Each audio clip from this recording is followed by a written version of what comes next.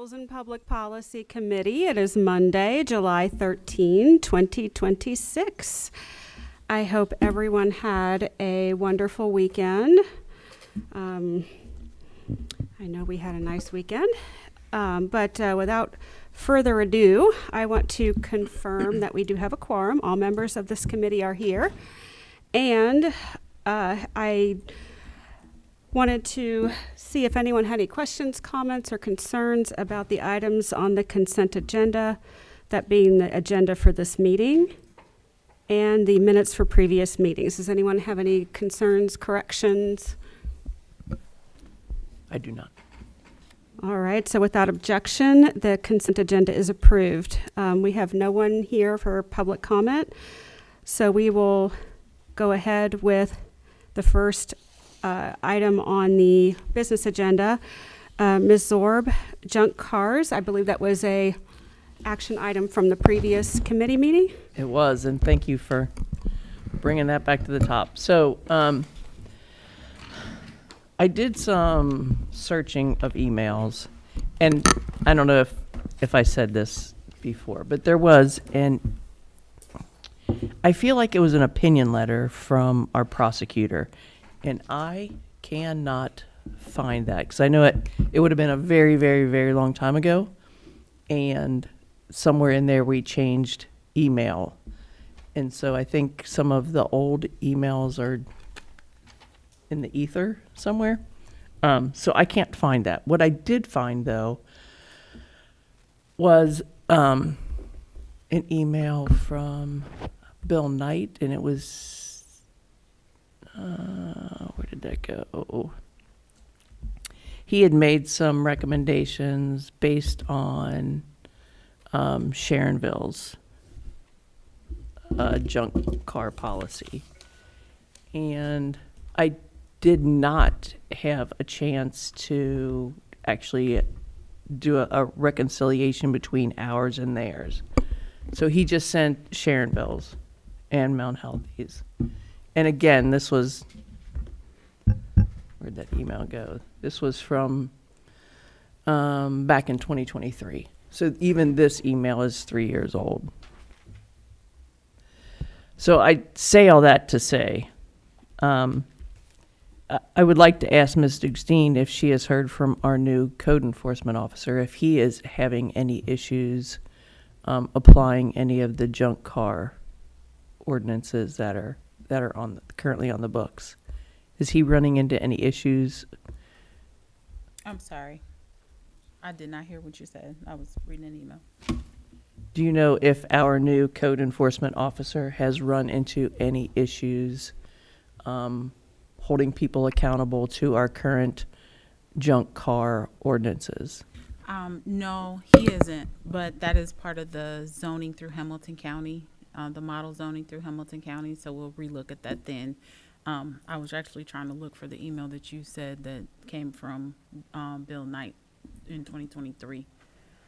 It was January of 2020, 1/31/2023. And for clarity, you're talking about model And zoning. you're not on it, by the way. Okay. So you wouldn't have it. You mentioned model zoning from Hamilton County. Can you explain a little bit more about what that entails? Yes. So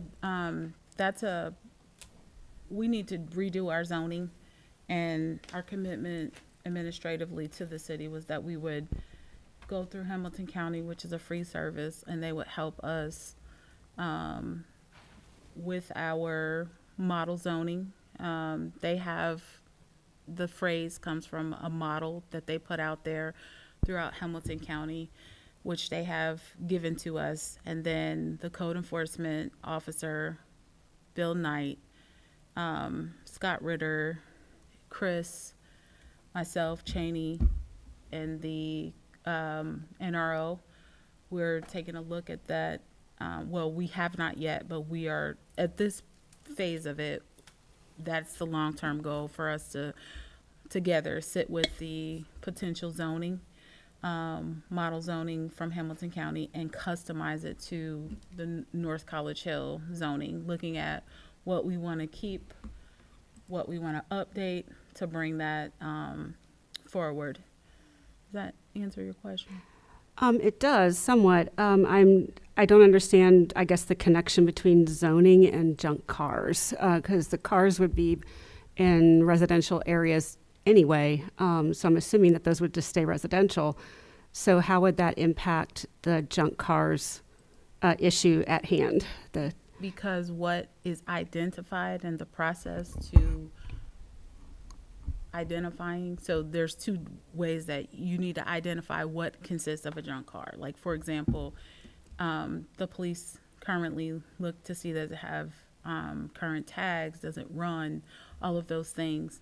And then we need to align that with state ORC to define what a junk car is, and ours needs to model theirs.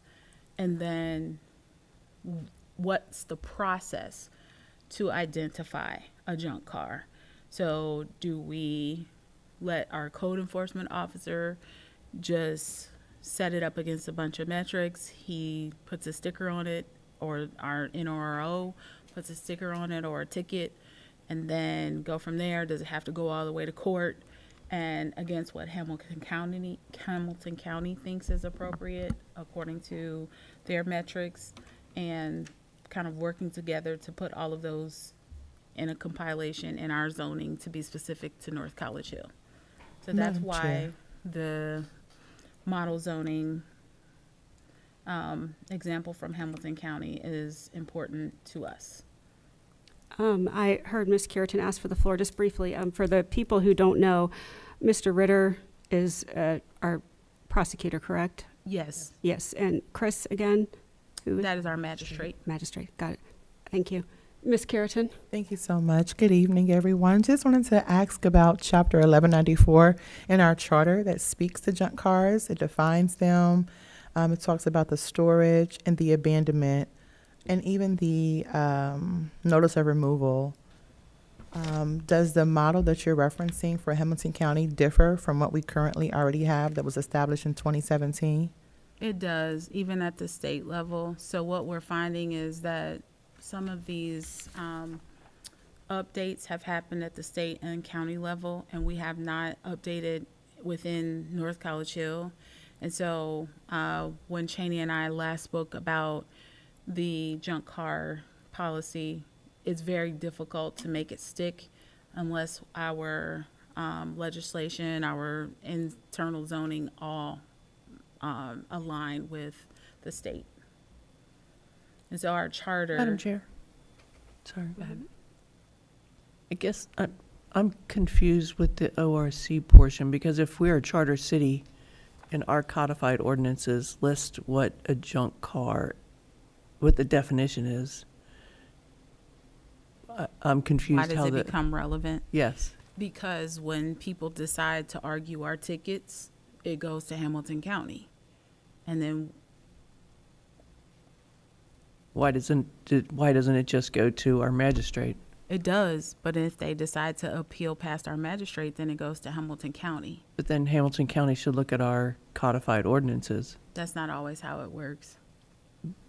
Madam Chair. but it should. Yeah, you kind of took the words right out of my mouth. Then what is the point of our local ordinances Exactly. if Hamilton County can overrule them? I don't understand that process.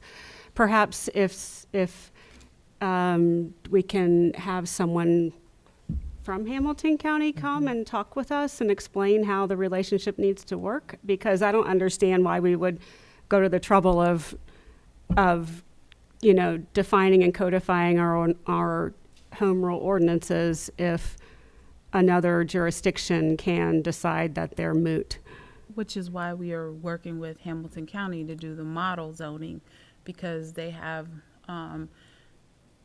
what Hamilton County's metrics are, so that we can better align. So some of it is our code and zoning is so outdated that they have redefined what a junk car is. And when you look at the dates of ours, it just doesn't line up, so it's not enforceable.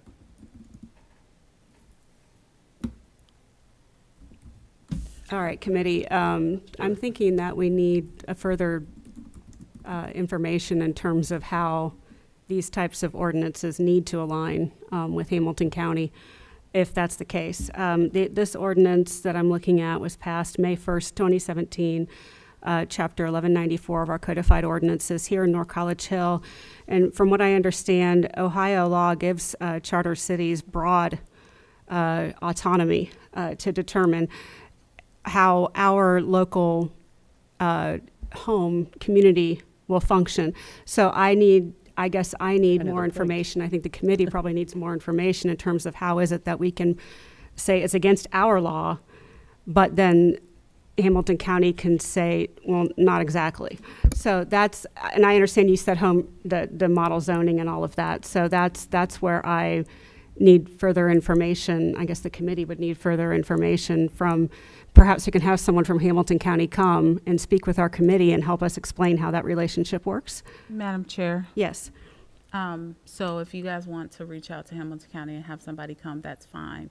However, you have to keep in mind that, one, ours is outdated, and there are things that fall into the jurisdiction at the state level that fall into jurisdiction at the county level, and that there are things that fall into jurisdiction at the city level. For example, some years ago, this is the most recent example that I can think of, the Ohio Revised Code changed the fireworks law. Ours was more restrictive. And so in the instance that it is at the state level that it changed, we decided as a city to change legislation to model after the state Ohio Revised Code. And it is for those reasons when they go outside of it, they're saying someone's challenging or appealing those decisions and saying this isn't right. And when they go to different jurisdictions, those jurisdictions have the right to interpret and make a decision about it. So Chair. I'm glad you brought up the fireworks, because there was actually a lengthy discussion with the state fire marshal, and I was part of that discussion a couple of years back concerning fireworks locally. We do have the ability to make our laws more restrictive should we choose. We chose not to. So in this case, specifically as it relates to junk cars and the issue as it relates to this, if you have already been working with someone at Hamilton County who is familiar with the question at hand, would you kindly share their contact information with me, and I can make sure that they are at a future meeting where we can get everybody in the same room and figure out exactly how it is we need to go about this. So I would Yeah. greatly appreciate that. Yes. Okay, Ms. Carrington? I just want to thank you so much, Madam Chair. I just wanted to ask you, Ms. Dixon, of the types of appeals that appear down in Hamilton County, do you know what percentage the city currently has that actually decides to? So we are just saying it could be 1 or it could be 10 out of all of the appeals that come through. Okay. Yes. And so what we have the responsibility to do is make sensical laws that, I mean, typically we do want to align. There are plenty of spaces where we have the governance and we are more restrictive. I'm not saying that the junk cars shouldn't be. I'm saying that when we're looking at all of it, this is what is being taken into consideration as a pathway forward. Madam Chair, Yes, Ms. Orr? I would just like to make one other comment. Just because a law has been on the books for a long time and it's old doesn't necessarily mean it's obsolete or unenforceable. It is still a law, and it is still, or should be, enforceable. Just because it's old doesn't make it go away. Madam Chair. Bear with me one second. Go ahead, Ms. Dickstein. So there are many factors that make it enforceable, and it also is determined its enforceability by whom governs that. For example, we just dealt with the juvenile court. Juvenile court governs juveniles. So we can put all the laws we want in place. If Hamilton County Juvenile Court does not enforce that, then there's nothing we can do. That's the difference that makes it enforceable.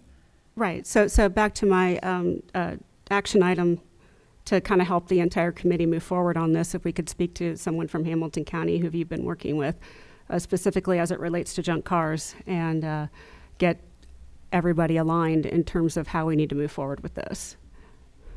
I think that's our action item from that, correct? Anything else from the committee? Ms. Chichester? No, I just wanted to recap, that's what I had, that you're going, Ms. Dukestein will share the Hamilton County contact that she's been in contact with, and you're going to follow up to speak with them and possibly invite them to a committee meeting? Correct, yes. Okay, yep, that's what I have for this. All right. Is there anything else, Ms. Orb? I know this was an item that you introduced. Is there anything else that you wanted to No, discuss in committee? At this point, I don't want to spend a whole lot more time on this if it's a moot subject like you said. So I'd really like to hear from Hamilton County before we spend more time on this. Okay, understood. That makes sense. All right, moving right along. Next up, I think we have the Onboarding of new council members, and I apologize, your printed packet is out of order. One page I printed ahead of the other, so your packet's out of order. The next page that we should be referring to in our packet has some bold type headings: first steps, next steps, final steps. That is the portion of the packet that we should be looking at right now. And that, for the audience, is onboarding of new council members. This was originally brought up in January, and it kind of came up again at our last meeting of council on January 6th, or July 6th, I apologize, because there are some training and requirements in terms of acknowledgements, in terms of training that council needs to accomplish. And we just wanted to ensure that when we are onboarding new council members, that they are fully aware of the requirements, not only at the county board of elections and the state level when they get appointed or elected to a term, but also locally in terms of HR needs. And for example, everybody needs to fill out, what is it, an I-9, those kinds of forms that are just required so that an entity can give you a paycheck. So this is a document that Ms. Dukestein and our clerk of council worked on roughly, 6 months ago now. So Ms. Dukestein, is there anything, I know we had some lengthy conversations in our last council meeting, and I was looking through this. It just says council new hire packet. That seems rather vague to me.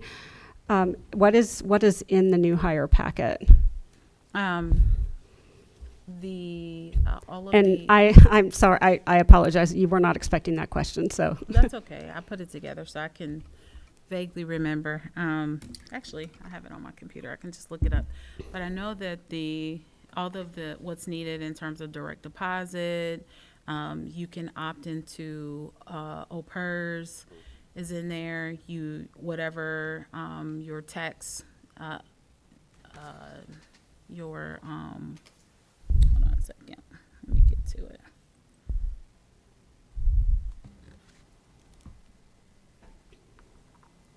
Here we go.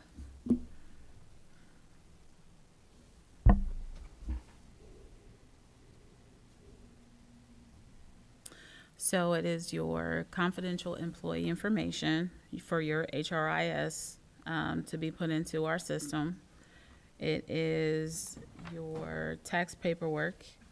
It is a letter so that you can, a W-4 form, kind of helping you, guide you through how you might fill it out. It is your employment verification and eligibility form, your I-9 form. Mm-hmm.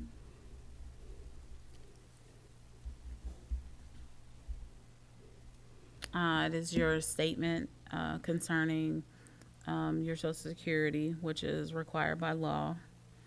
And to clarify, that is letting people know that certain public positions do not pay into Social Security, and instead they pay into the Ohio Public Employees Retirement. Mm-hmm. Yes.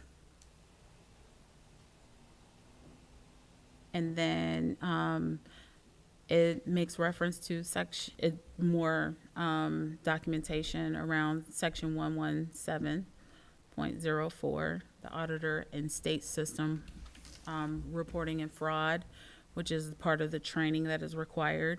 And then it is the acknowledgement of receipt of audit for the state fraud reporting system and information.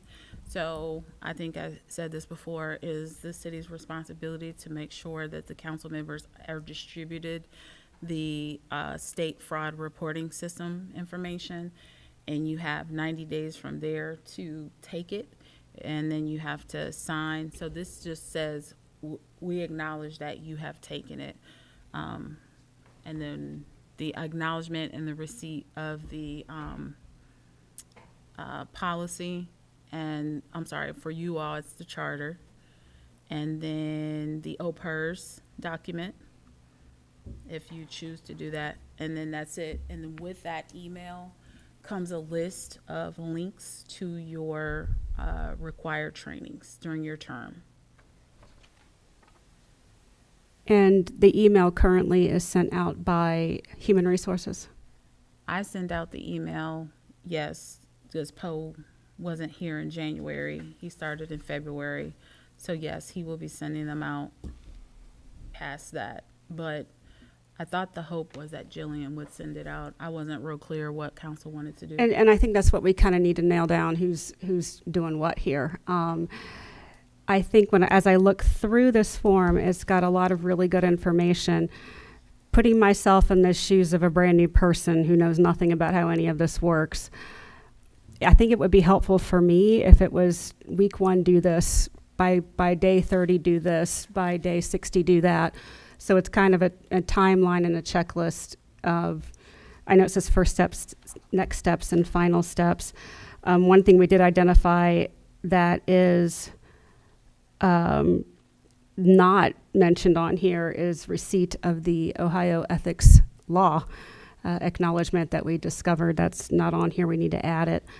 So does the committee have any input or comments or questions about this checklist? Madam Chair. Yes, Ms. Chichester. Ms. Duxton, can you email me the documents so I can put them in my meeting notes?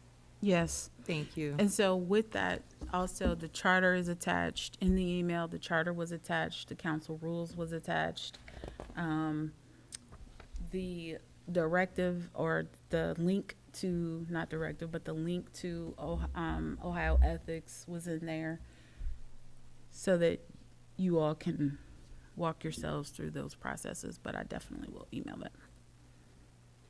Yes, and the idea that I'm getting at here is that someone who knows absolutely nothing about how any of this works should be able to take this piece of paper and say, here's what I do, so that there's no question and we're not chasing paperwork down. And the other thing I noticed on here is that we need to clearly define who this new council person should be submitting this information to. Now, I know that I received an email directly from the Ethics Commission, directly from the Attorney General, you know, with some certain things that are required by those agencies.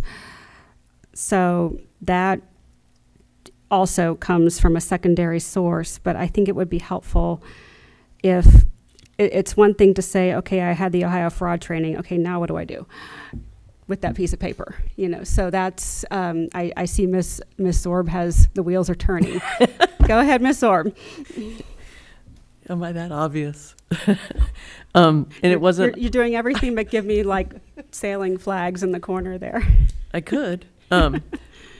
But actually, it's kind of a tangent. It's not exactly on the same topic that you're on. But I don't see on here where there would be like a checklist to get a laptop, to get a key to council's office, those kind of things, that more physical, tangible items.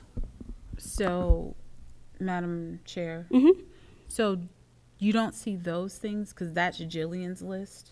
That's not our list. We have an internal list that we got all of everyone. So thus far, we've gotten everyone's stuff taken care of. We keep an inventory of the devices, who has what model number, the serial number, because when you're turning those in, we're responsible for that equipment. We're responsible for making sure that it's uploaded with the software and the VPN that is required for you all. So that's not on her list because we've thus far been doing it. I think Madam we Chair, need one list. That's exactly where Yeah, I was. if a new person From needs the to be from the able council to. person's perspective, Exactly. they wouldn't know to go They wouldn't different know. places. That's part of the. That's part of the issue we're having. Yes. So I think in the Madam- first page of council rules, maybe it's like, start here, read this first and do these things first, So that's the- for a new Needs a- council person. This is what is in the city column. This is what council needs you to do, but it's all together in one place. I think Yep, that's what we're one trying to get to. So that's fair, Absolutely. Madam Chair. Yes. That's fair, and we appreciate any modifications that takes work off of our current staff. It's just that we have an HR person that, well, what I did it, but he will do it. The thing that we have been doing is making sure that he reaches out first, which is something that he does in practice with every other staff employee. So again, if you're wanting to change that process, that doesn't hurt us at all. What I'm not does- suggesting that we change it. We just need to document what the process is and what this new person can expect and what Madam they Chair. need to do. The only thing that I have in the request is that you all are the holder and collector of your trainings. If you are going to collect that, you have to do it. Because in the past, we haven't gotten it, and then when the auditor asks for it, we don't have it. Right. I think that's the process we're to trying be, to To be improve. Madam clear, Chair. though, when I'm you're sorry, when you're Miss- using the term "you all," are you really saying the clerk? Or are you saying us individually? Because I think that's part of where we fell down the last time is we all kept them and then we all resigned. And I'm using that in a very vague term, but because then if Billy resigns and Billy takes his certificates with him, it's lost. So I think that's should be a function of the clerk to maintain that records list. I would agree. I thought I- that the understanding was that the clerk was doing it. Okay. And when I say you all, I just mean council body as a whole, including Okay. the clerk. I will say that the ones that we don't have, no one that is no longer on council was actually pulled. It's all existing people, but I know that we don't have the ones that are not here. And in case they go further, I would like to have those. Right. I'm going to allow Ms. Chichester the floor. She asked for the floor. Thank you. So I like the document and I like the ads, tidbits. Maybe what you were saying, first week, do this within 7 days.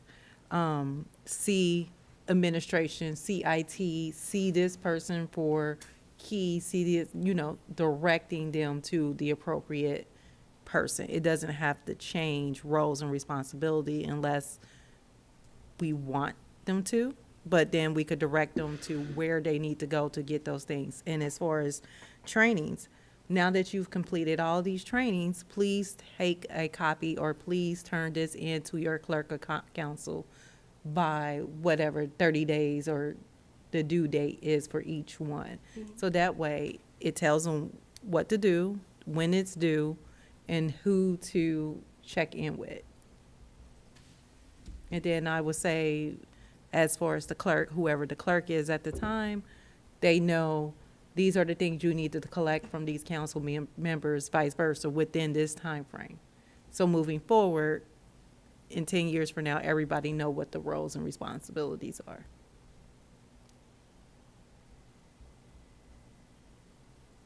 Okay. Ms. Curitan, did you have anything? Madam Chair, not at this time. Thank you. Okay. I just didn't want to leave you out. There was a flurry of conversation, so. Okay.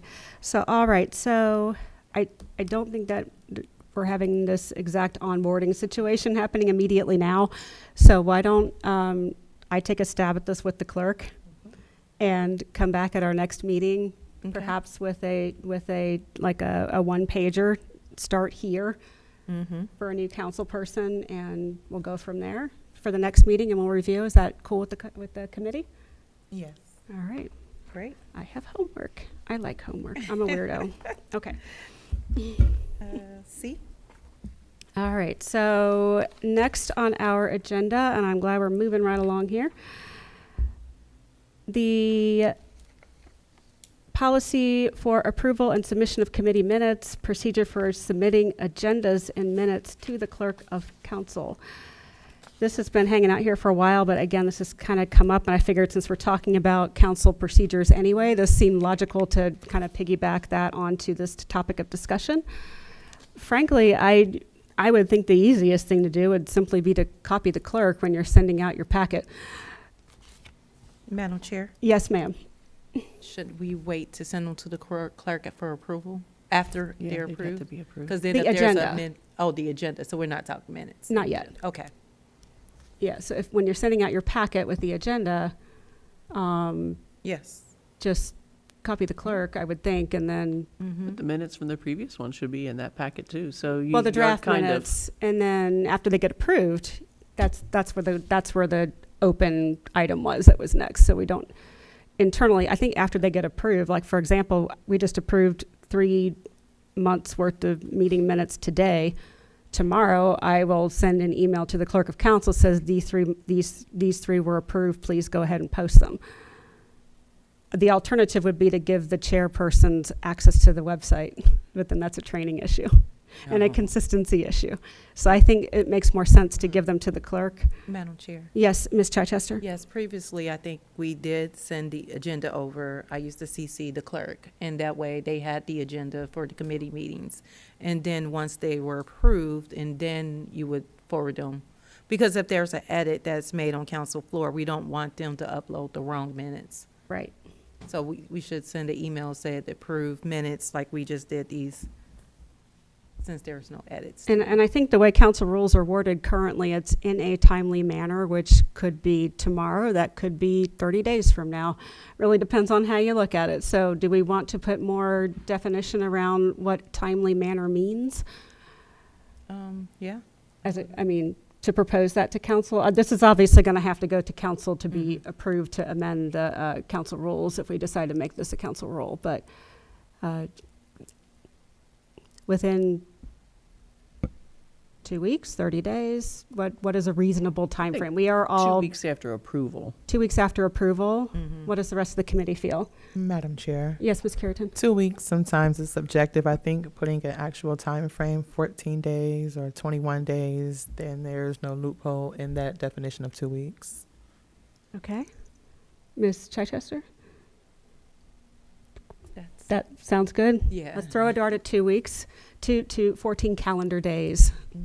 Calendar, that's the word I like. Okay. And this is After what process improvement looks like. I'm so happy we're having these conversations. Madam Chair, Yes, just to ma'am. clarify, Mhm.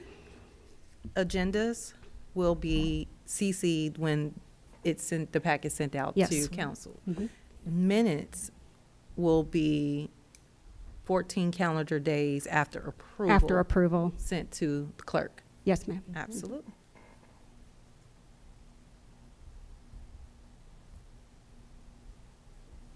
This has been a highly productive meeting. I'm really happy. Darn it. I know.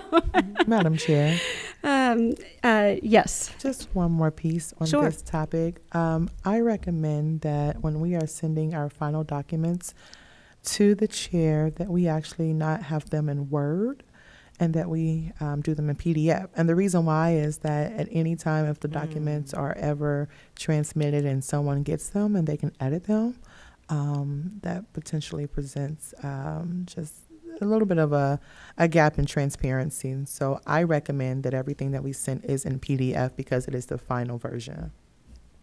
I don't have a problem with that. I don't Okay. either. Madam Chair, Yes, ma'am. I'm not sure why, but Christian Hedger used to like everything in Word, so I don't know if there's Downloading issue. Mm-mm. I don't know what it is, but he used to definitely preference everything in Word. I can understand ordinances and resolutions in Word because you have to add the tracking numbers to them.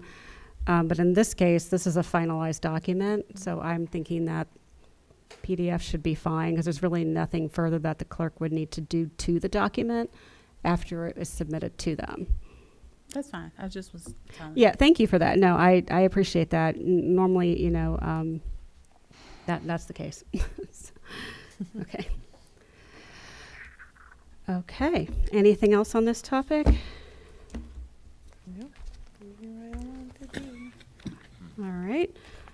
And I lost- I have one question. So Sure. are we bringing this to the council floor to change council rules? What are we doing? How are we proceeding with I this? need to, this is not clearly defined in council rules.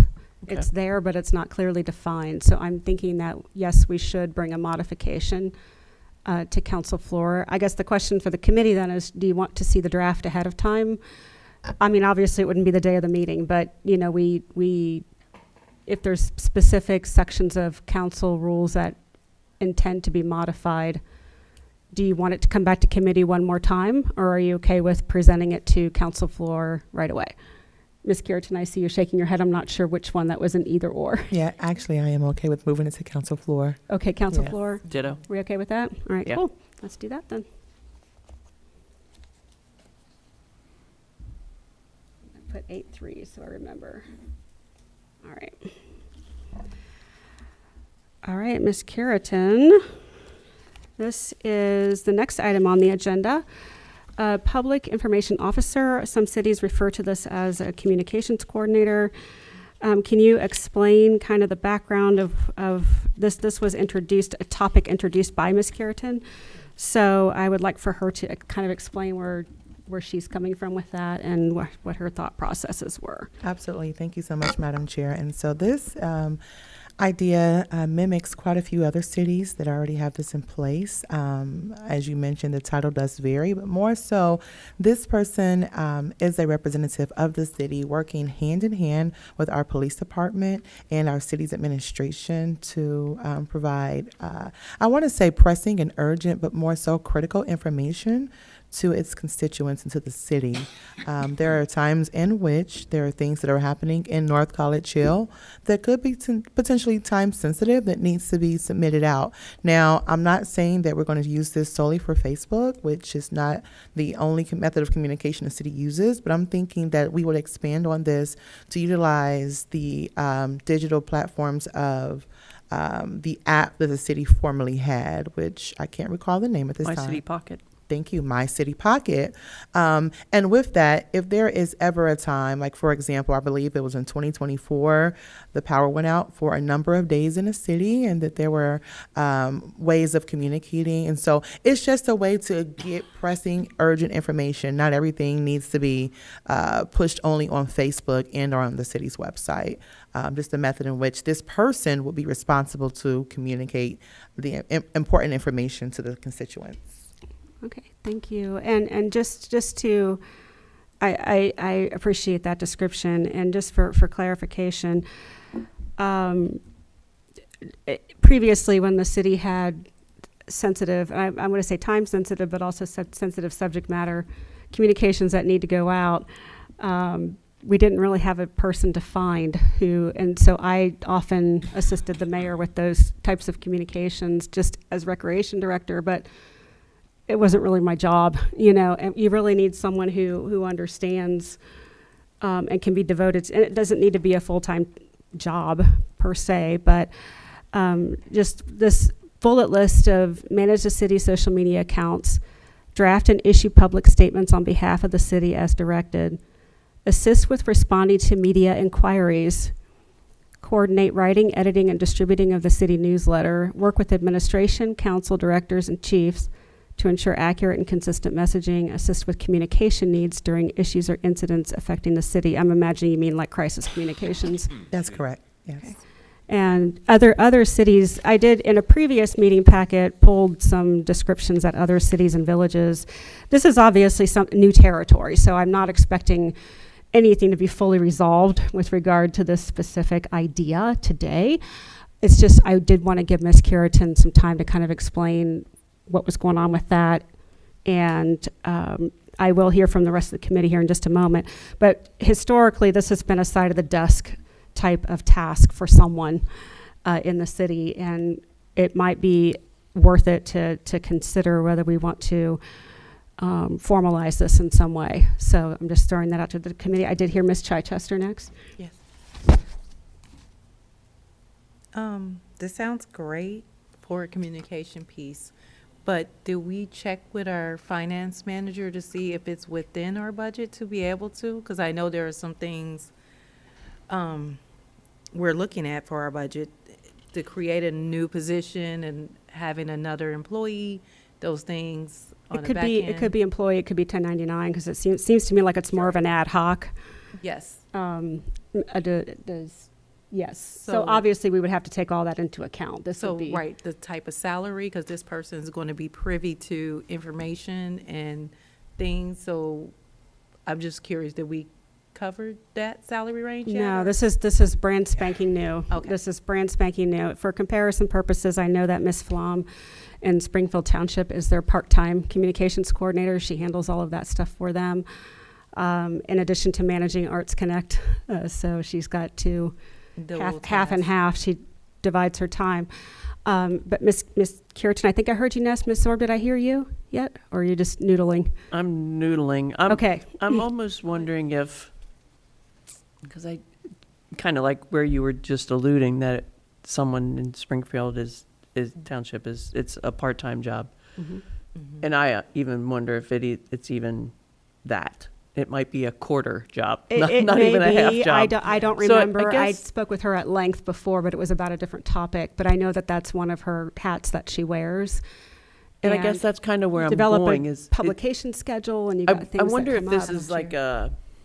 When you're, almost like other duties as assigned, because kind of where Ms. Chichester was going, we have the budget aspect to consider. Mm-hmm. So is there a position, sorry, now I'm hitting my mic. Is there a position in the city that could have the bandwidth to take on this role? I didn't And have the bandwidth, but I did it anyway because it had to be done. So that Madam- was one of the issues. Chair. Chair. Oh my, I'm gonna flip a coin. I don't know that Miss Curitan's had a chance to speak Yeah, yet, absolutely. We'll let Ms. Carrington speak. and then Miss I just had Dukestein, a and then you. question. Yes. Okay.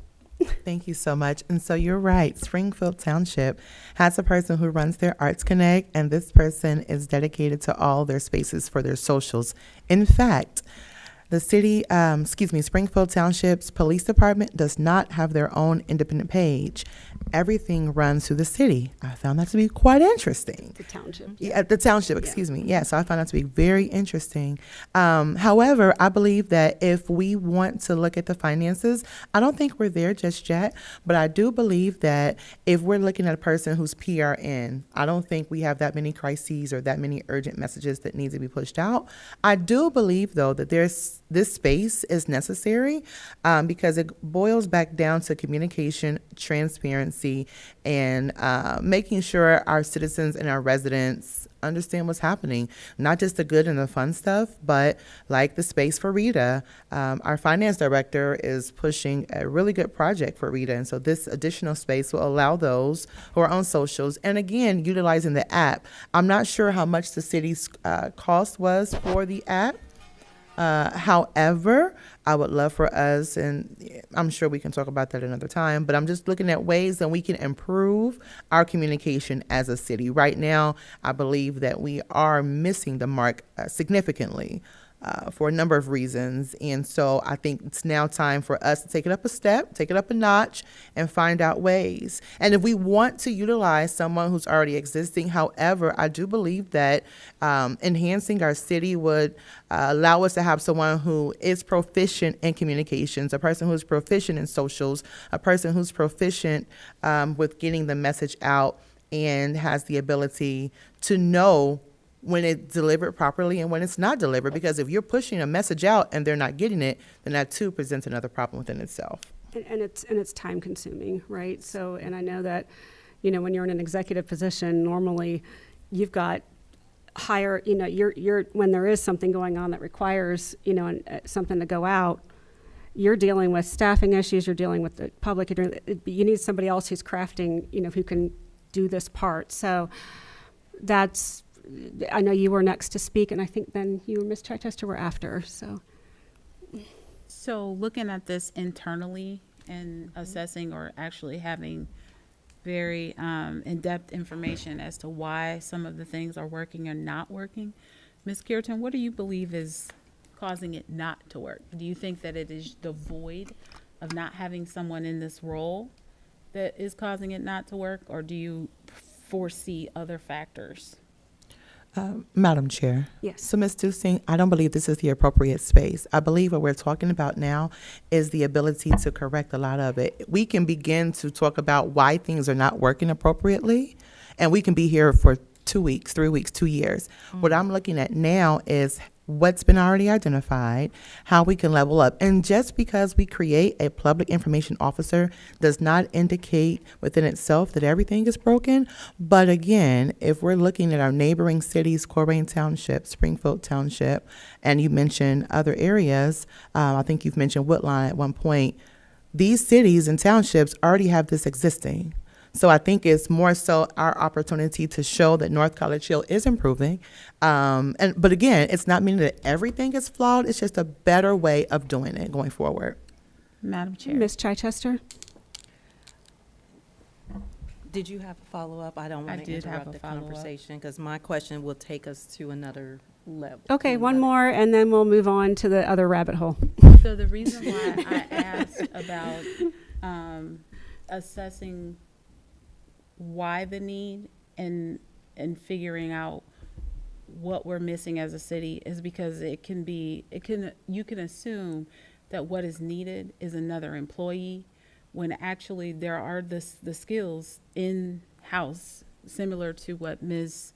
Zorb said. And I think that it is true that can be adjunct. You're right, Ms. Clear, when you say the responsibilities that I have don't necessarily yield to being good at this as well as being pulled over here. But I think we have other spaces where we can put this if we would just maybe increase hours or get to full-time. For example, Ms. Clear was the recreational director. The recreational director needs to be full-time. As our activities grow and the communication and the education acumen is there, this individual that we have in the role now did this very thing for a whole banking system on the private sector. So I don't think that her skill set is remiss at being able to employ this. It's just with such a small amount of time, I can't divvy out these duties because there are other things that are become primary. And so then it kind of falls into this person's pocket, and that person's pocket. So I would suggest that, or ask that if you're considering that we increase for our recreational department. And I think that this responsibility can be given there, and we just to see how that goes. So I'm of two minds with that. So with that being the case, it almost is more of a community relations kind of thing. Does this stay in this committee, or should it go to City Community Development and Recreation Committee, this topic? Madam Chair, I do believe that you are on target for it to go to CCDR. I also believe that we started the conversation talking about increasing or adding a person and then a salary. If it's already in-house, then by all means, let's utilize it. I don't want us to get hung up on having to pay an additional person, or even, right? Because again, how many times do we need to push an urgent message out? I don't know if it's already within the bandwidth of someone else who's already part-time. I don't know if we need to jump someone over to full-time for this, if council agrees to it. But what I do believe is that it's necessary and it's needed. So how we go about pursuing it, it's up to council. But this was just to say, hey, there are messages that needs to get out to the citizens, to business owners, right? Because a lot of the business owners are missed. They have no idea what's happening in the city in which they have their organizations, their businesses. And so this is not just for the residents. This is for all who live, work, and play here.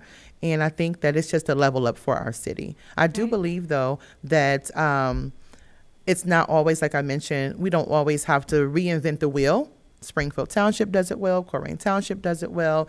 Other cities does it well. Woodline, they do it excellent. And so I think it's just that we need to now level up our city and move forward. Okay, understood. 2 seconds. I just want to say for the record, I do not have the authority to decide what goes on the CCDR committee, but I will reach out to that chairperson and see if this is something her committee can absorb. I just want to get that out there. Ms. Chichester? Two things I want to make, 2 points here. I agree about expanding North College Hill, right? Expanding our resources, expanding our communication. But when we're expanding, we have to be realistic about some things. Springfield Township, Coleraine Township, those cities are like 9 times our size. They have 35,000 residents. That means their tax dollars coming in are quite more vast than what we're receiving now. So when we're talking about spending dollars, we have to be conscious about what we're comparing our city to. So maybe we could look at how cities that are more comparable with our size of what they may be doing or how they might be communicating. And I do agree that with Ms. Dukestein that this could be something in-house, but if we not even addressing what the issue may be that we may feel like where the disconnect is, how can we hire someone when it's something we could be just, like she says, divvying up the task as, I think Ms. Zorb said it, duties as needed. And if we are thinking about growing another position because part-time is not working, maybe this is something that that person could be doing now or expanding their role too. If we're going to expand our recreation director role to a full-time role, because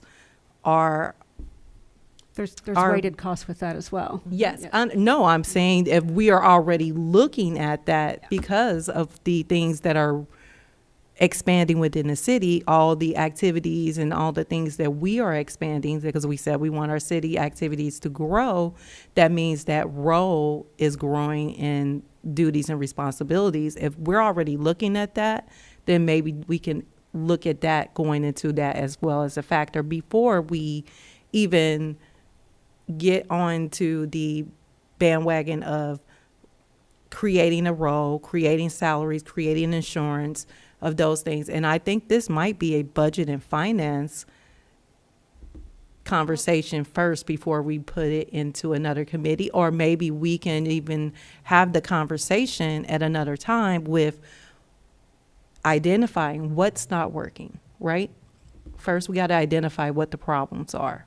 Where's the miscommunication?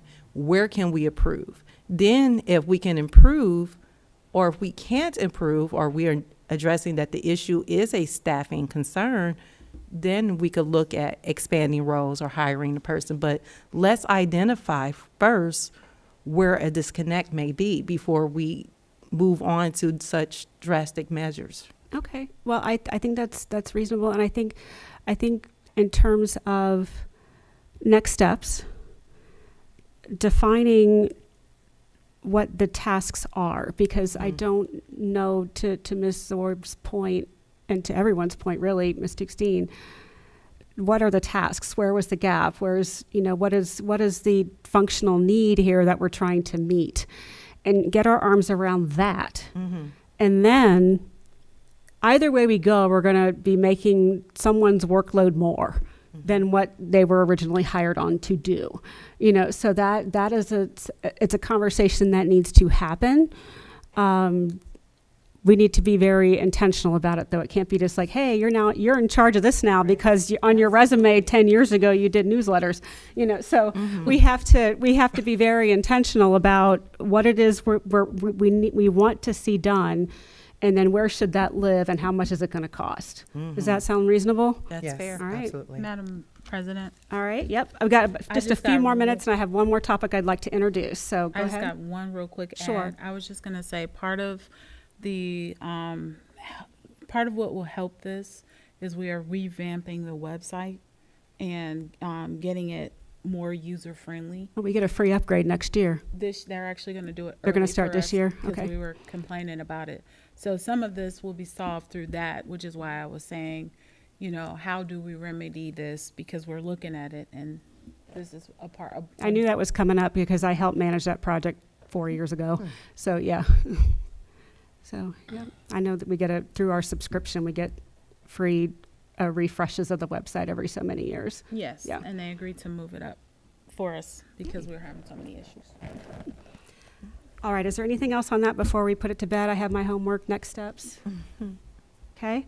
The last thing I do want to introduce, we are not going to have time to get into a deep dive, but we've had, and I've kind of been like an observer of this more so than anything, but our legislative process, the manner and the steps in which things get introduced, things get sent to committee, things get put back to council floor. I looked through council rules. There's some room for aligning certain things and clarifying certain steps. So I know that there's two documents here in the packet that we're not going to be able to get to, but one was steps for proposed legislative procedures, and I drafted this back in February, but I can't remember if we actually ever even touched on it back then. Probably not. So, and then the second thing was Ms. Zorb, at some point between January and now, and I don't remember when, gave me a cover sheet, and I should have put a date on it right away, but from another city, and I'm going to call it like a legislation cover sheet, or however you want to, but it's basically benchmarking the city of Trenton, Ohio, and they have a staff report or like a legislative cover sheet. If they're introducing something to council, whoever's introducing it fills this out. Nice. And it kind of gives more background information and kind of helps people understand where did this legislation comes from, provides a mechanism for keeping track of the readings. Did you want to say anything else about it? No, you're doing fine. Okay. Go on. See, and I love it because this is exactly how these things should work. You have your head in it, I don't. And I'm able to look at this piece of paper in 10 seconds and figure out what it's for and what information it's communicating to me. I think it'll cut down on a lot of questions. I think it'll help, at least give us a framework. Mm-hmm. So I would love to dive into this a little bit more in our next committee meeting in August, if that works for the team. Just to kind of help get some of this streamlined so we know what happens first, second, and third. Again, council onboarding, brand new council member. I want to bring something to council floor. What do? Here's what you do first, second, third. And I would love to get us to that point. So make things a lot easier on all of us. Yeah. So let's put this on the agenda for August 10th. And is there anything else, any other new business that anybody would like to add to next month's agenda? I think we've got some topics already. Ms. Carrington? Thank you. I just wanted you to see if you would be willing to talk about, oh my, it's on your agenda. But we may, I don't know if we want to talk about it. Let's just pause. Okay. We don't have enough time. And just real quickly, on the agenda is also an update on the public records, but I am understanding that Mayor was not able to give me an update on the public records process. So, Records Commission, I mean. Commission. Yes, Thank you. sorry, I'm tired. I've been talking for an hour. Records Commission. So we will definitely revisit that in the next meeting. Actually, Madam Chair. Yes. I do, if we can, and then if I have to start my meeting later, I don't mind. But it is 5E, the new procedure for engaging the clerk of council. I don't know if this is something you have in writing that you want to review with the committee, or do we really want to pause until our next I think month? we need to pause on this Okay. because I don't remember what the context of that was. I'm going to have to go back and look through my emails. Okay, sounds good. I didn't think we'd get to it today, so I didn't print it out. Sounds good. So Yeah, that's good. it's on there so I don't forget. All right, so with that being said, our next meeting is August 10th at 6 p.m. here at the Senior Center. And with that, this meeting is adjourned. Thank you. Good timing.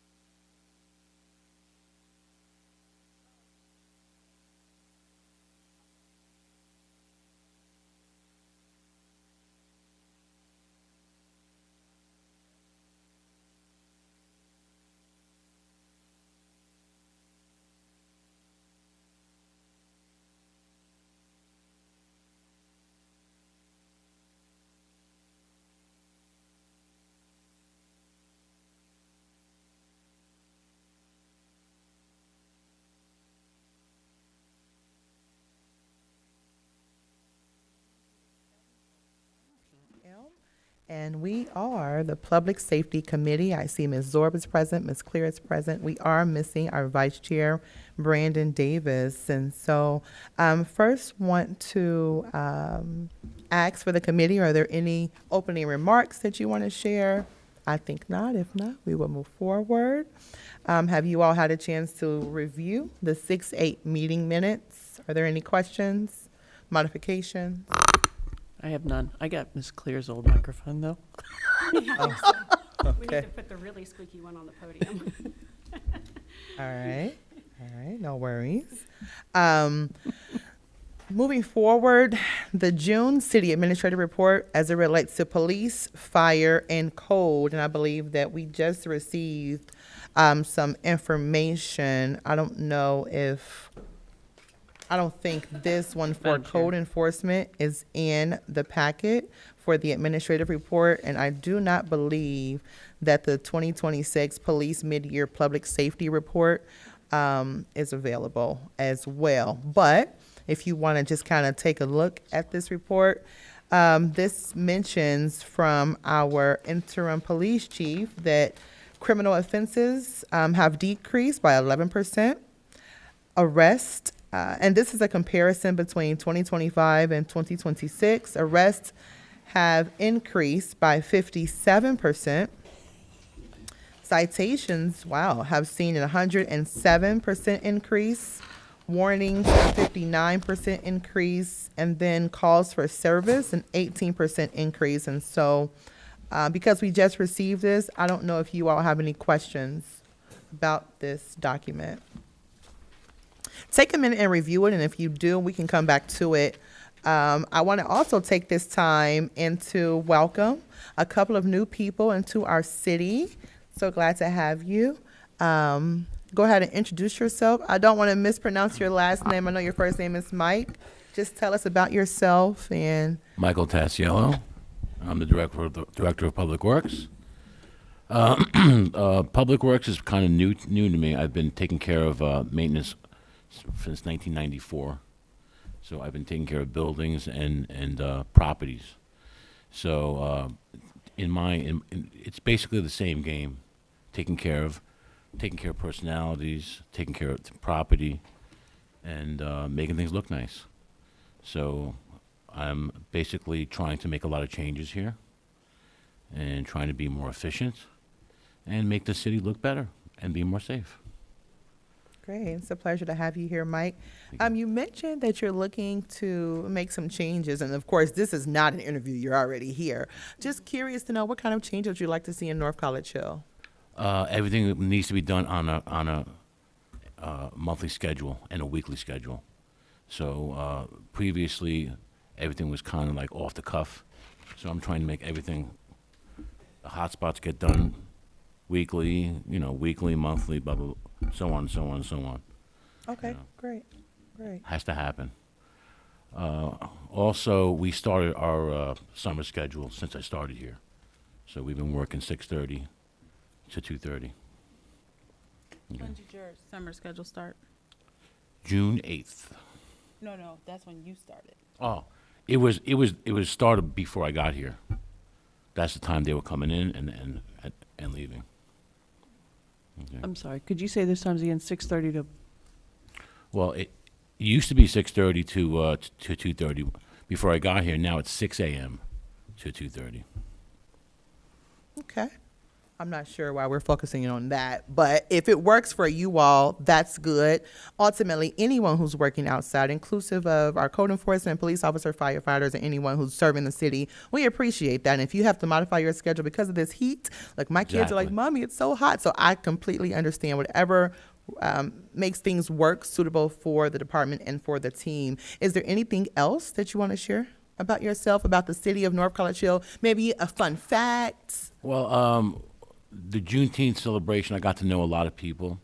It was a wonderful experience. The people are all fantastic here. They're all friendly. It was a great experience. Even the parade the following day was awesome. So far, it's been a good experience. Everybody I've met has been wonderful. So I appreciate it. Thank you very much. That's basically it, really. Just working as hard as I can. Good. We're glad to have you. If you need to reach this committee, we are all available. And then there are also some council members who are in the audience. So glad to have you. And I also want to ask you just to spell your last name for us, please. T as in Thomas, Assiello. Thank you. That's, All right. That's Irish. Oh, Just all right. kidding. Sounds good. Italian. All right. And then also, Ms. Dukestein, I believe that we now have a new neighborhood resource officer. Has he fully onboarded? I think he's in the process of onboarding. He is here and working, but not fully onboarded Okay. just yet. Do you have his first and last name? I do. Johnny, hold on a second. Morris. Oh, Morris. Thank you, Ms. All Zoe. right. Sounds good. And then I wanted to skip the say something method of communication. We'll come back to that. So again, I do believe that Ms. Dukestein has provided us at the start of this meeting with the code enforcement activity. There were some questions that in review of the May report and the June report that I do believe this committee needs a further clarification on. And so I'm not sure if you're referencing the total number of cases opened in the entire month of June was 43, or is that year to date? Ms. Dukestein? I'm looking at it. Okay. It's this one is a month breakdown, so this is for the month. Okay. And of those 43, do you know what the clearance rate is? Because I see that it says 27 cases closed. So does that mean that was all of the cases open in the month of June, or does that go back to some April? Okay, great. So for the number of cases that were open in the month of June, do you know how many were clearanced? Not specifically to the month of June, so Okay. they kind of roll over when they're not closed from May to June and then June to July. They roll over into the next month. So the total number of cases opened is current. Those are new cases. And so then the total number of cases closed is anytime something gets closed and we're no longer having to be actionable about it, no matter when it happened. Okay. It closed out in June and 27 of them did. Good. And before we move forward, I do want to acknowledge that our Vice Chair, Brandon Davis, has joined the committee. So thank you for attending tonight, Mr. Davis. Committee, there are some committee questions that are listed on the agenda. If there are any questions that you have relative to case resolution, inspection, or even enforcement actions, feel free to chime in at any time. Madam Chair. Madam Chair, after. Go ahead, Ms. Zorb. So I'm still trying to crunch these numbers on this code enforcement, and so I'm confused just a little bit. So maybe you can help me. So you said there's 43 new cases opened in June. 27 is the cases closed, but that could be a historical number, so it's not necessarily out of that 43. But then it says number of unresolved pending cases is only 8. So that math doesn't math for me. So the number of closed cases are ones that closed this, in the month of June. And so the ones that are left for the month of June, based on which ones were closed, is 8. So you'd have to take the numbers from the prior months to calculate how he But got if he 8. opened 43 and only closed 27, even if there was none prior to this month, that's more than 8. Right. If you open 43 new ones Yeah? and you close 27, which is over months, 8 unresolved pending cases. So I'm not real sure what that number is completely composed of, but I know that it is a dragging number, and I can ask Aaron to send you an email in writing what that number represents, because I see what you're saying. So Madam. there's 16. So taking just the month of June, if we say all of this happened in the month of June, which you're saying that's not the case, but we're just, for this scenario, 43 minus 27 is 16, but that only says there's 8 closes. So that means there's 8 that are nebulous. If this is only June, and we know that that's not the case. Facts. So Okay. I will ask him to clarify that number. Thank you. Madam. Go ahead, Ms. Claire. Also, at the top, nature of the violations recorded, trash and litter, tall grass, overgrowth. I'm assuming that's overgrowth of, because you have grass, weeds, and shrubbery in a different category, but I'm not going to talk about junk vehicles. We talked about that at length in the previous committee. But can there be some clarification in terms of what classifies something as being in one of these buckets or another? Because I don't understand the difference between, I mean, trash is obvious, vehicles are obvious, but I don't understand the difference between overgrowth and like tall grass. So I didn't understand that one. The overgrowth is like, even if it is a flowering plant or an area where like shrubbery that is overgrown, people have bushes that are maintained, but we have residents whose bushes are going over their windows, and so like you see like the edging of the bush may be at one level, but like little sprigs are coming up through it, and it could be an additional 1.5 feet tall, and it's just overgrown. It needs to be shaped up, taken care of. Okay, so that's different from shrubbery then. So overgrowth could be trees as well. Okay. Shrubbery is just the smaller plants, and weeds in general shouldn't be, and then tall grass. So, Ms. Dukeston, I do have a question for you, because I believe that we asked this question back in April to Mr. Wallace and to yourself. In fact, it was April the 23rd. And the request was for the code enforcement case inspection report. That report, I do believe, if everything is being tracked, gives us greater insight beyond this 8.5 by 11. Is there a way that this committee can have access to the code enforcement case inspection report? Specifically, what are you looking for to be in the case inspection report? I'm not asking for you all to modify it. I'm asking for this committee to be able to see it as is, because we're not understanding the number of cases open versus the closed versus those that are unresolved versus those that are nebulous. I'm not following the numbers, and I'm looking to see the trends that are happening here. For example, if Mr. Wallace is winning a lot of, winning isn't the appropriate word, but if Mr. Wallace is has a great clearance rate for ensuring that grass is being kept up in the city, let's give those kudos where they're appropriate.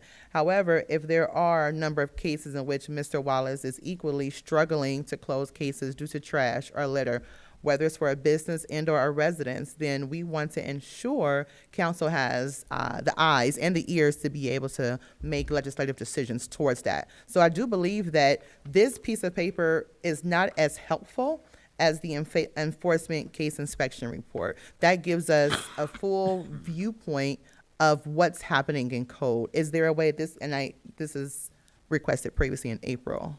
So, again, I'm asking what in the case inspection report are you hoping to look for? Because there are so much information in what he collects, he will need to synthesize that down for council. So what are you wanting to see? Street, address, repeat offenders? Because some of these are people who they go through the whole process. They're cited, they come back in 5 days and they have not cut their grass. And so then we dispatch one of our contractors to cut their grass, and then that process happens for them all over again.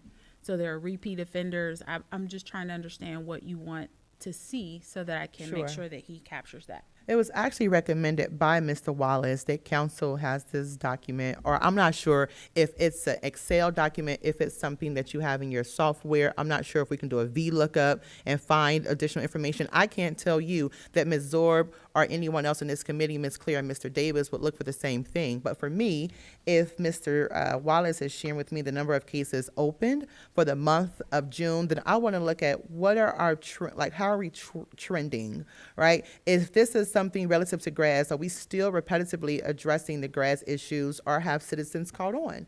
If it's something related to overgrowth, which I don't know what that is, but have the citizens caught on, or are we still trending upward? How are we as a city trending? And let's see the good work that Mr.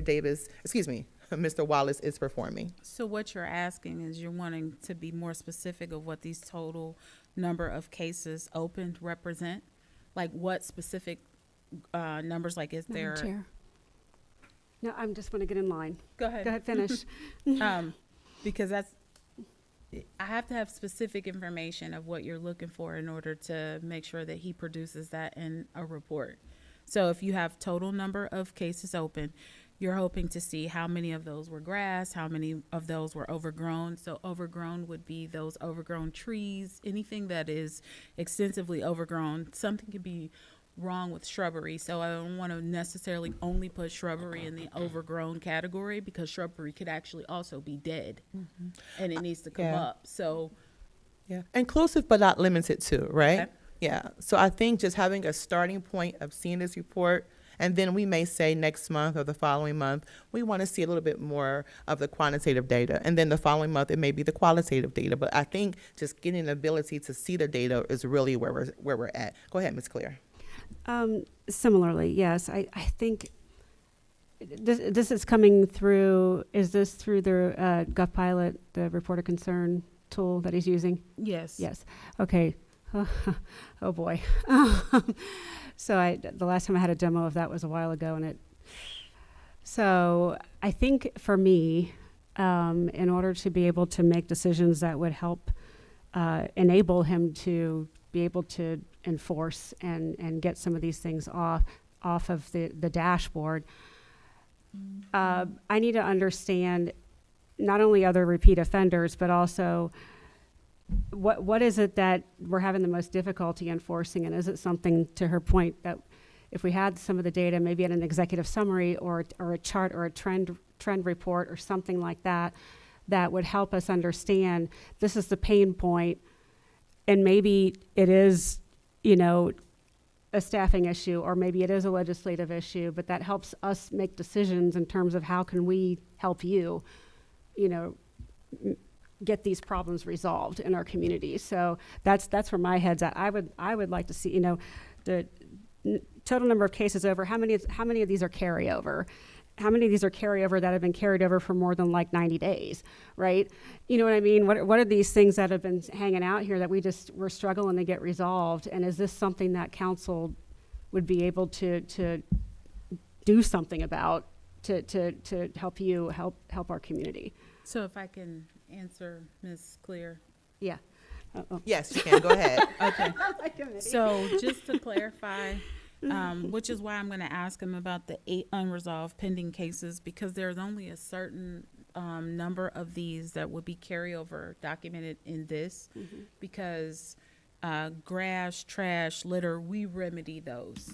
And then we assess those in the assessments. I think that would be another metric, is which ones are we having to resolve versus And then which I ones are just being. sent that documentation over to Ms. Zorb today, and you can see built in there how many times we have cut grass at one particular address.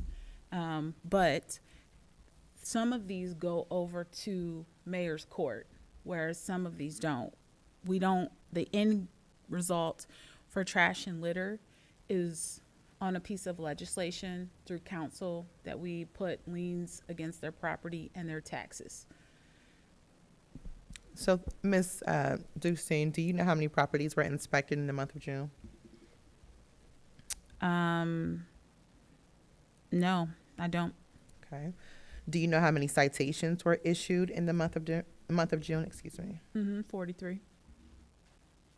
Okay, so it says the number of cases open. That means that we issued a citation. There were no warnings at all? It could have been a warning. We start the citation mark at 43 at the warning.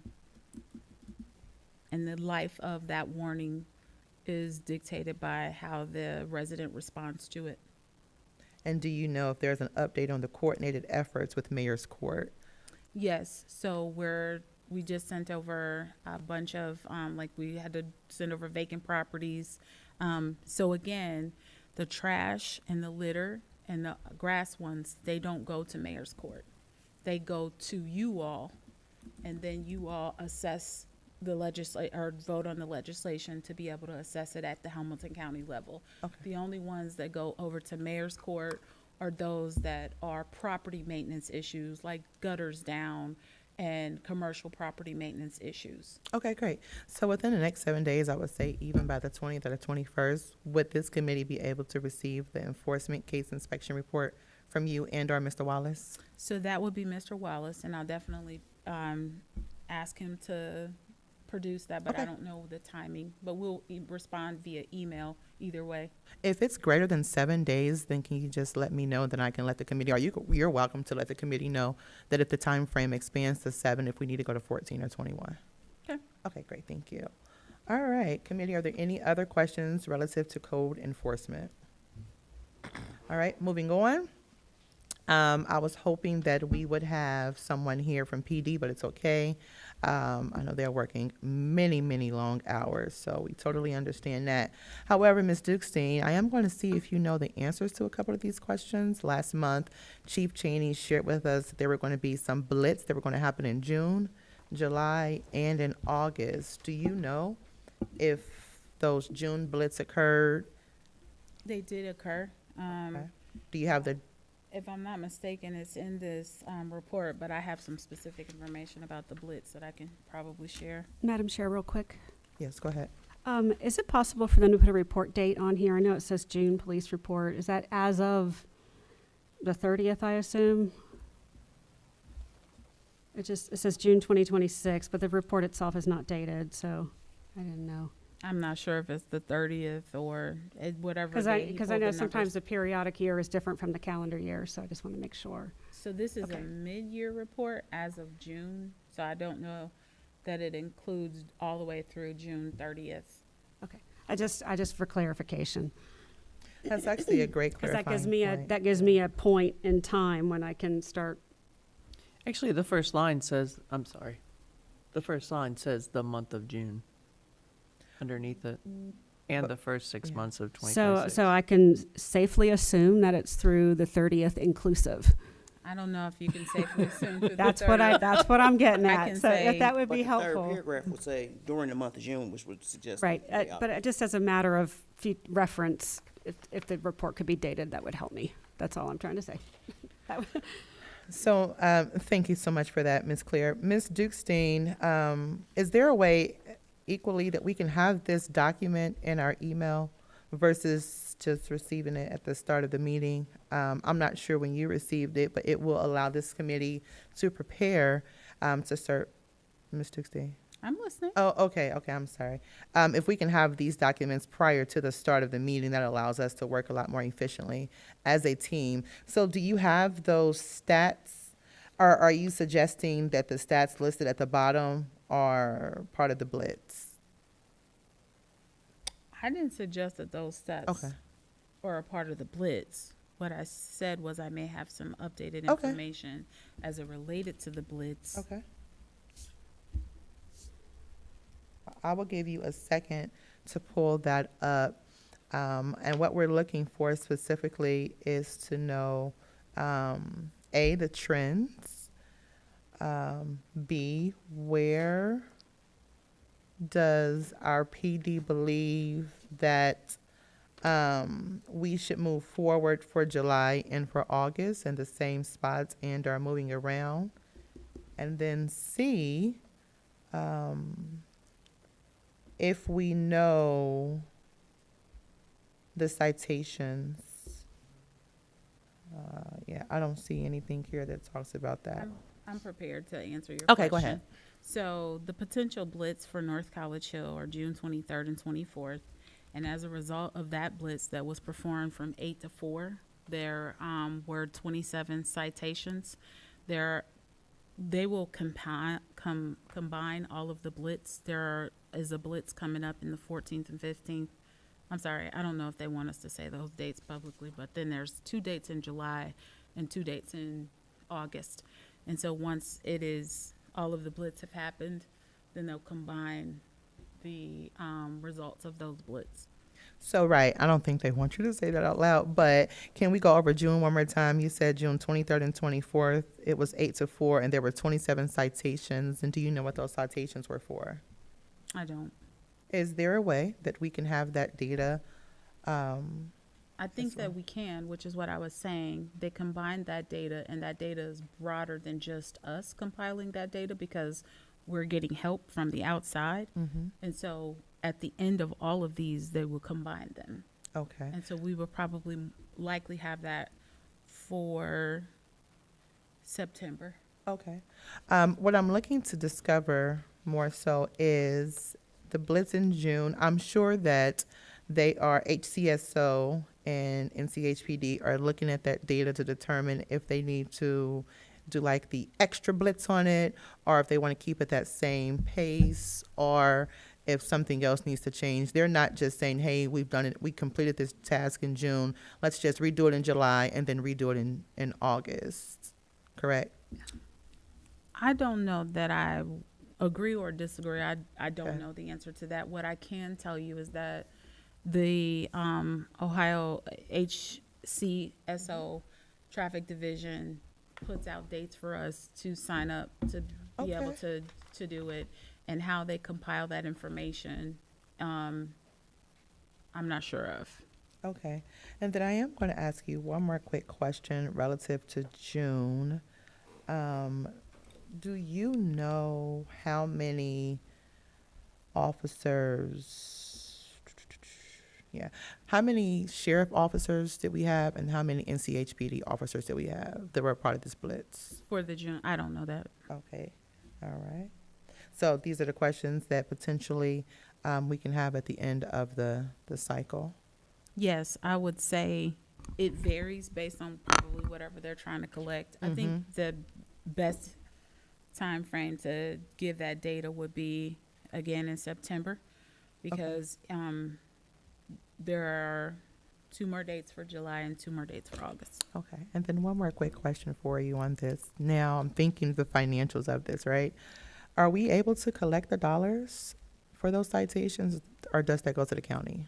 Those citations should be internal, and we take those through our mayor's court, so they're Excellent. ours. Good. Good to know. Very, very good to know. All right. Madam Chair, Yes. there's, Ms. Dukestein, is there a way that you could verify that? Because actually, that was going to be my exact question, because I was under the impression that when Hamilton County or the state, the State Highway Patrol or whoever, when those entities write a ticket, the revenue goes to their entity. So That is maybe true. it's something different for the Blitz. I don't know, but that has always been my understanding. So That is true. When That's a Hamilton different- County writes a ticket, that goes to their entity. But to my understanding, we're writing the tickets. They're just helping us with the blitz. okay. Very good. That would But be I'll double check just to make sure, because Thank you. you're absolutely right. When Hamilton County writes the tickets, it does not come to us. It doesn't go through our court. It goes through them. yes.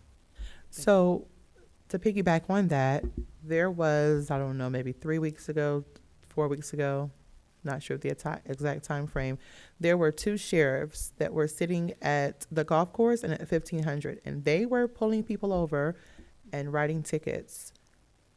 It goes to them. Okay. Okay. It's not about revenue. It's about safety.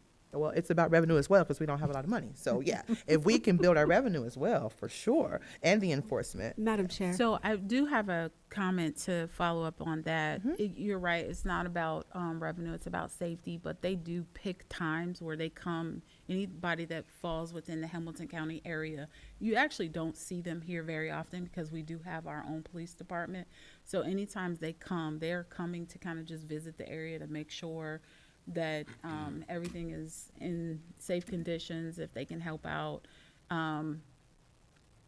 There's no like routine space for Hamilton County to come to North College Hill. Pretty much they let us govern our traffic and speed. So I- 1 second, Ms. Claire. I do believe that it is also about the dollars as well, right? Because if you continually get a ticket for $180, at some point that might become a deterrent to say, I better slow myself down. So I'm not just thinking about what the city is getting. I'm thinking of it being a deterrent for whomever, whenever, however, when you come to North College Hill, you might get a ticket, and it might, if you continue, you might get some points on your license or what have you. So using all mechanisms, just the citation alone cannot solve it, but we also want to utilize the deterrent and then, of course, talk about the safety. Ms. Clear? Yes, I just had a piggybacking off of that. I'm not sure whether the person who was pulled over behind me on Galbraith Road this morning was cited or not, but they came up out of nowhere as far as I'm concerned. But anyway, that what I was going at with that is I agree that it's from my perspective as a person obviously who lives here, who pays taxes here, my tax dollars pay for the police cars that we have. I'm not expecting ROI in terms of cash. I'm expecting ROI in terms of people slow down when they see the car, and that's safer. You know, so I yes, I understand that we need revenue to survive. There's other avenues of, I mean, in terms of the onesie twosie speeding tickets, that's not going to make or break our budget, I don't think. Right. You know, so I think by the time you factor in court costs and everything else, you know, it's more or less the deterrent, and then whether or not we're bringing tons of money in here by, you know, chasing people down who are speeding. So, and along those lines, I don't know if this was going to be the next topic, preventive measures. So just visibility of the police, because I know, like, I know where they hang out. I live off of right across the street from the golf course, so I am well familiar with the West Galbraith Raceway that is through there. So what I wanted to ask was, we talked about in previous meetings preventive measures, and part of the reason I would love a date reference on these is, let's say that such and so gets installed on July 27th, and then we start seeing things change. So that's where I would like to have not just the month of July, but was that the turning point? Was that the piece that helped actually mitigate that specific issue in that area? And having more specific date references would help me, at least once we start getting some of these things installed and in place, to say that really helped or it didn't really help at all. You know, so that's another reason I would love to see dates. And where are we with the acquisition of some of these preventive measures? I think it's the next thing on the list. Never mind. I think I stole your thunder. No, you did not at all. We are a team. Madam Chair, So, yeah. before you move on to the next one, sorry. Okay. I don't know if Ms. Very Claire's- quickly, if you can, go ahead. I don't know if Ms. Claire was finished. Yeah, mostly about preventive. I'm of the opinion an ounce of prevention is worth a pound of cure. And if we can get these things in here and just generally make things safer and have some data and some dates to help us know that we've made a good decision or we need to adjust, that's where my head's at. So just to add to that, that's kind of where the ROI would come in, is we bought these, the signs that have all the flashing lights on them, and then traffic slowed down. So you would know that it did have a cost. But I'm not expecting speeding positive. tickets to pay for the cruiser is what I'm getting at. Yes. But so I want to go back to the tickets in Hamilton County for a quick second. I really don't want to belabor the subject. But if Hamilton County is writing a ticket and they have a different fine schedule than North College Hill, then that comes into play also, because Hamilton County might be charging $200 for a speeding ticket where we charge $150. So that's where that comes into play also. That's why I'd really like to know if Hamilton County wrote them and those people are going there, if those proceeds are going there. Thank you. Okay, great. All right. And so, Ms. Clear, you were right on target, because that is our next topic for our PD, the status for the acquisition of the flashing speed and stop signs. Do you have an update for us, Ms. Dukestein? I do, but I like to go back just a little bit to speak to some of the things, but I want to make sure everybody got a chance to. So Just for sake of our time and the efficiency, if we can just take a couple of minutes, not too long, because I do have additional things in the agenda we need to cover. That's fair. So 82%, we in North College Hill are 82% higher at giving out tickets than our surrounding areas. So I want you guys to keep that in mind, and that Are you information. talking price or are you talking quantity? Quantity. Thank you. And so I want you guys to keep that in mind as it as we look at different things that remedy speed, that matters at the state level when we start to give tickets in disproportionate numbers to those in our state, because we don't want our deterrence to be only in one space. We do want warnings in Hamilton County or with the Hamilton County Sheriff's Departments.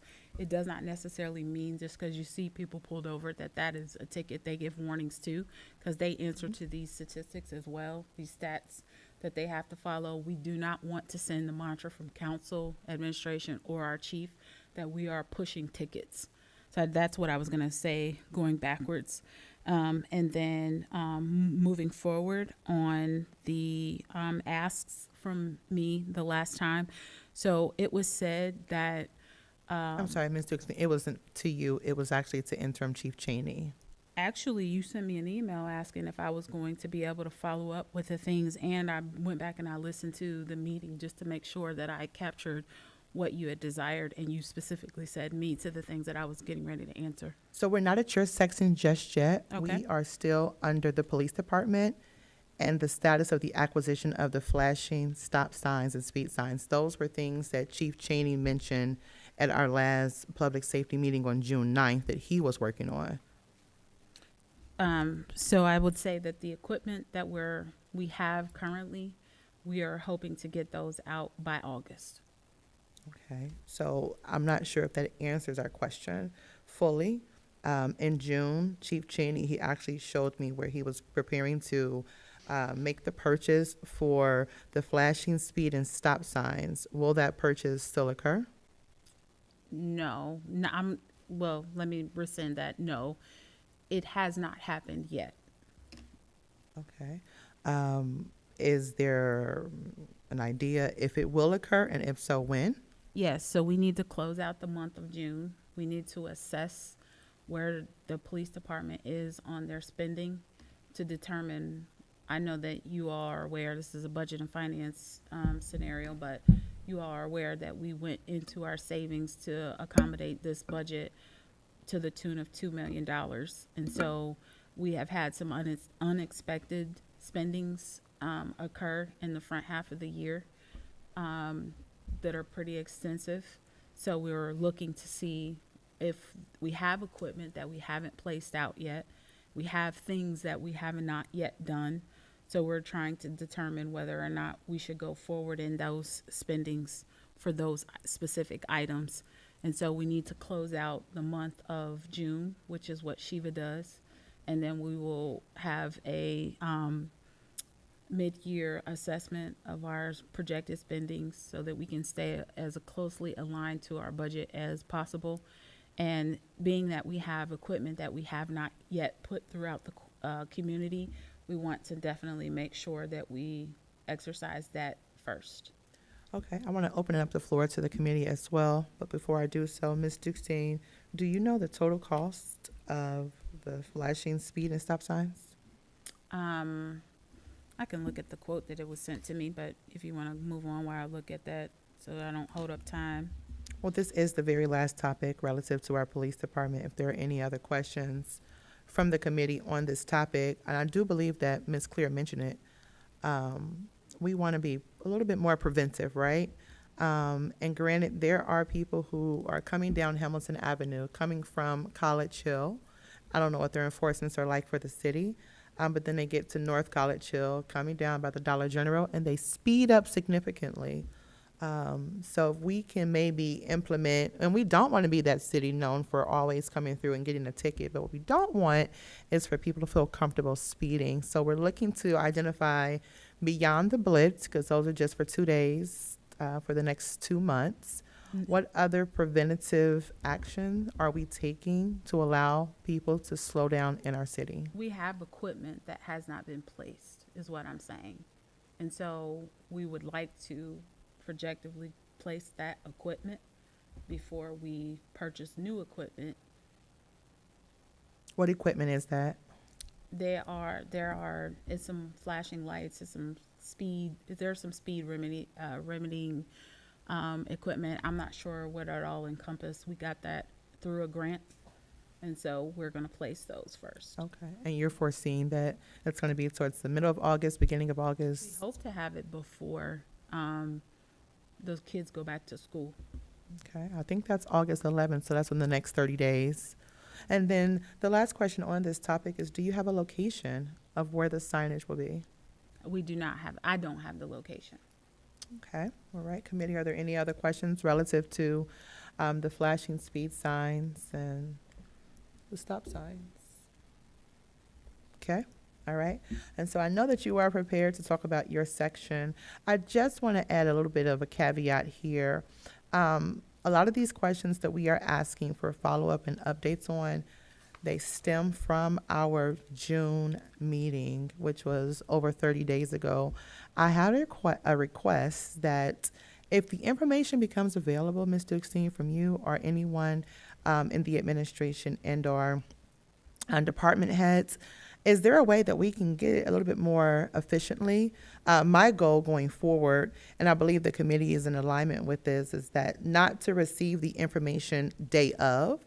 Sometimes it's hard to absorb and/or capture and/or ask the appropriate questions for the constituents and the citizens. And so as the information becomes available, the request is, like, for example, tonight we're talking about traffic safety and the equipment. You don't have to wait until August to share with us those updates. As those updates become available, I believe this committee is open to receive those. That way, in our August meeting, we can talk about a lot more information and remain fluid across the board. Is that something that you are able to honor? So based on the charter, we're supposed to provide reports, and the report has been provided. So the report should give you the opportunity to review and then talk about it at your next meeting. You have some specific questions that you can push out via email, and we have been happy to oblige most of your questions via email in a timely fashion. So if you want specific questions that are outside of a quote report, I would suggest that you email those, and then we can, Ms. Cheney or I can respond. Okay, this is not for the specifics. This is saying things that we talk about in the committee. So, for example, our next topic is talking about lane narrowing, traffic safety, traffic calming, things of that nature. I don't believe anyone on this committee has received anything from administration relative to this. No, And- you to ask that per the, I listened to the meeting just today to make sure that I had captured all of the things in comparison to my notes. Those specific questions of Cheney were not given to Cheney to answer for this meeting. This is his report. We gave that to you. I came today prepared to answer the questions that you specifically directed towards me. Got it. I don't want this to become combative. This is simply asking for the information that we asked in June on the 9th. If it became available to you prior to today, in the future, if it becomes available to you prior to that committee meeting, is there a way that you can, I think about the charter and I think about your report, but I'm thinking about ways that we can level up and not just do things just basically, but to really think about ways that we can level up. If you have it available, you may not, but if you have it available, is there a way the committee can receive it prior to, and if you don't have it, that's fine. But if you can, that's just, and you may not be able to honor that request. Madam Chair, Mm-hmm. excuse me. I think the goal of the exercise is that we're not a month in arrears with the information. So if we have whatever we can get maybe a few days prior to the meeting, at least a week, just so that way I can have some time to read it and absorb it, and then Digest come it. prepared with questions to clarify maybe if I needed further information.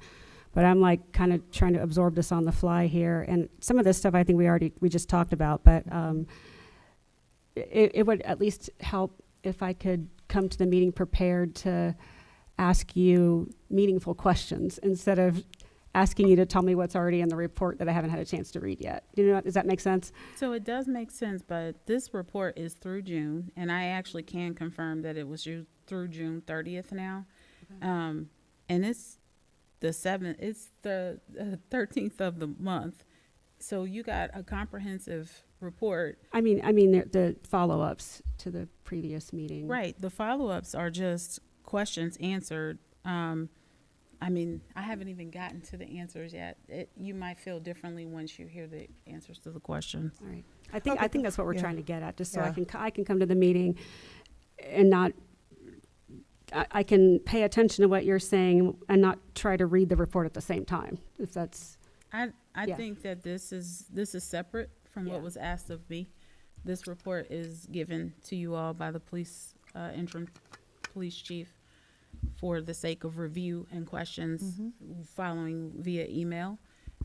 If I could help with the cadence of that. And then I am definitely prepared to answer the questions Okay. that were asked of me from May. I think it was June. But okay. So the first question is relative to the temporary traffic calming devices. If you have an estimated cost from 3 vendors for a 90-day pilot. So I spoke with JMA because one of the things that I had a meeting with them in June, and the engineer, the traffic engineer, his name is John. He responded and said that we are not actually able to use the studies from 5 years ago. Those studies have to be done again, and they would give recommendations to North College Hill as to what the bump outs and lane narrowing options were. So I specifically took him on Center Ridge, and Center Ridge is not an option just in his visual assessment for narrowing options or bump outs. And so in order to properly, I can provide you with what those costs are going to look like, but I think it's going to be a street by street assessment per the traffic engineer. And the studies that we have today are outdated. We would not be able to use them. He said that traffic patterns change typically every other year. And so those studies are extremely dated, and we would need to do new traffic studies to assess what it would be appropriate to put there, which is what I was trying to establish. I'm not against any of these bump outs or lane narrowing options or even speed humps, but even the type of speed humps that we are hoping for, we were putting the cart before the horse before he would be able to give a viable recommendation per the street. So I think in order to move us forward, so that I'm not like giving a bunch of we can't do this, we can't do that, is to assess what streets do we want to look at first in this committee. What areas, what quadrants do you find that are where you want to focus, and then go from there. I've definitely put Center Ridge on the list, Hamilton, coming from the College Hill, and then Galbraith Road stretch, both extremes, coming into North College Hill and leaving North College Hill down by the golf course. Is there any other specific areas that council would like to look at in terms of an in-depth focus? Also, I put Simpson down there as we're leaving, because that's a really strong one. And then I heard a lot of feedback that once people get in the community, like on the side streets, they're flying and ripping through the stop signs. But I don't know that our police have the ability to have eyes and ears specifically on what streets. So, I'm asking council's help. Sure. So I did hear you, Ms. Zorb. However, I think there may have been a bit of confusion, Ms. Dukestein, because the request from this committee was to find out the estimated cost for converting Maryland and Center Ridge into one-way streets, not bump That has outs. to be an assessment based upon a traffic engineer. I can't just give you a quote. I did ask for a quote, and they have to do a traffic study to even determine that. I'm not able to give a quote without the traffic study. Yeah. Go ahead, Ms. Zorb. You read my mind. That's what I was asking. I was going to ask while you had the traffic engineer here, if that was even floated as an idea for him to even He did say that he evaluate. thought it was feasible, and you would have to study the traffic patterns 2 or 3 streets over. What I would like to do, oh, go ahead, Ms. Claire. I'm glad to hear that assessing the other streets, because I think years ago, turning left onto Hamilton without a traffic light at Bising and other areas was of a concern, which is part of the reason that the light ended up at Center Ridge, because that's where the Kroger was going to go anyway.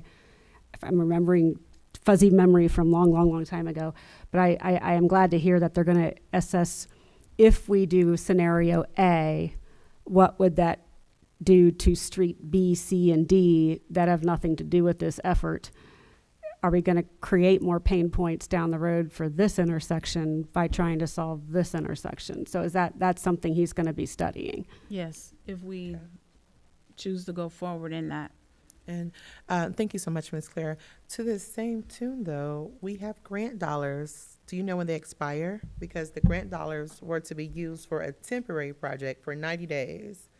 So do you, A, know when those expire, and B, does JMA know that this is not permanent, this is only temporary for 90 days? So what the grant dollars are designated for are temporary apparatuses, not the reconstruction or the redirection of traffic streets. And those grant dollars have been exhausted.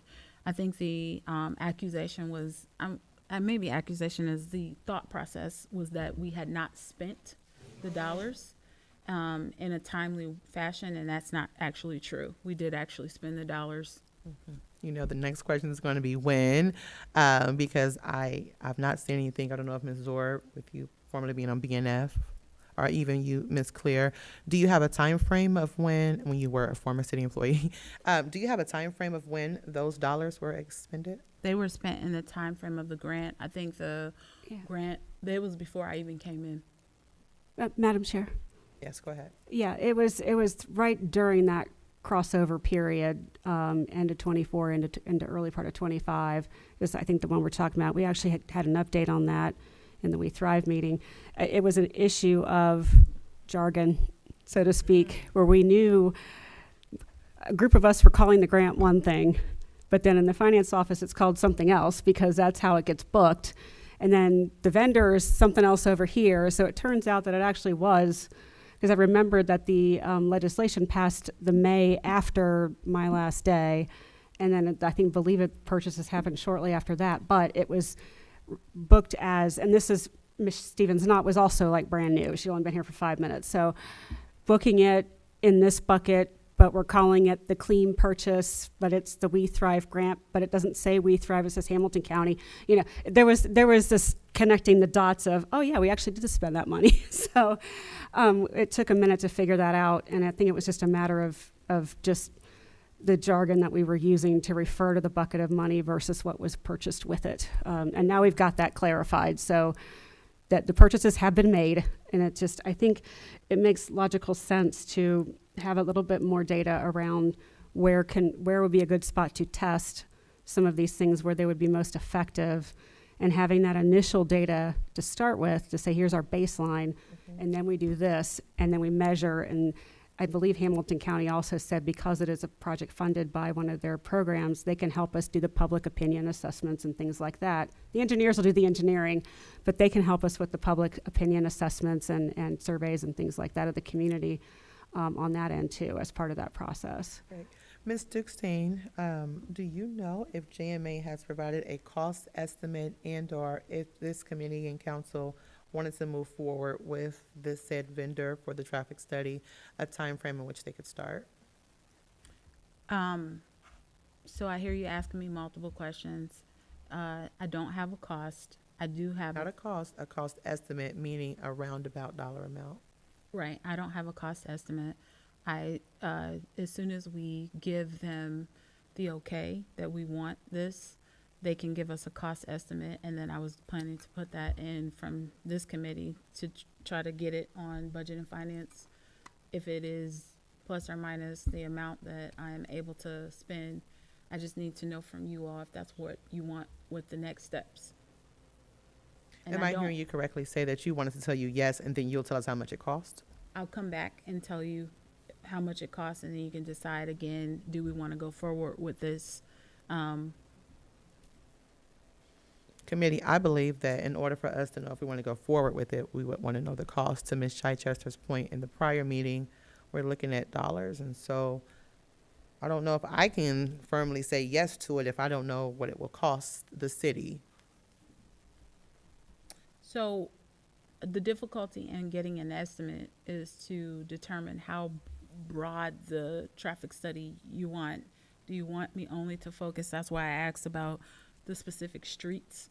Do you want to focus on the hot spots in the city, or would you like to, as a committee, focus on Center Ridge and changing the traffic Madam Chair. flow of that street? Go ahead, Ms. Claire. Could they give us like a low, medium, high?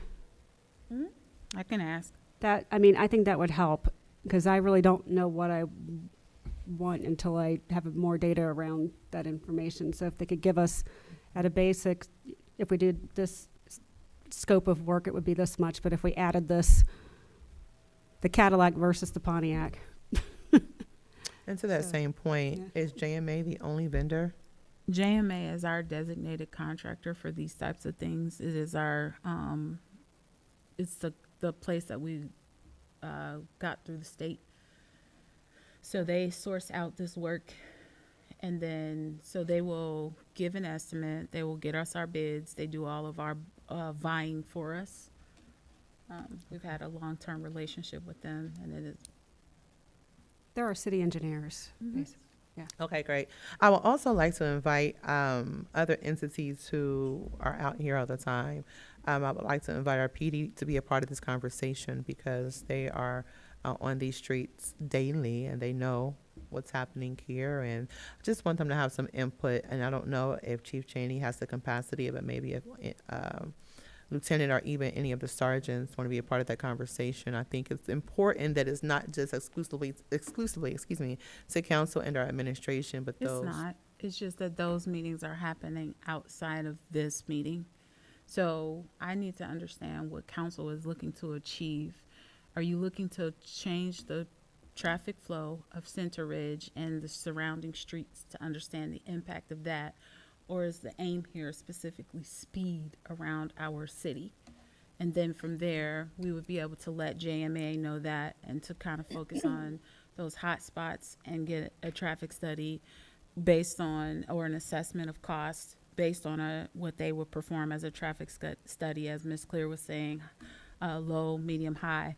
But based on the last time we spoke, it was kind of both and. We want to address the speed specifically on Center Ridge, and just in the community as a whole when we had speed bumps and build out. So I just want to kind of understand the direction, like what do we want to work on first? And then I can give that to the engineers, and then they can give us a cost estimate, and then we can go from there. From what I'm hearing you say, it's either or, and from It's what not either or, it's just, just one moment.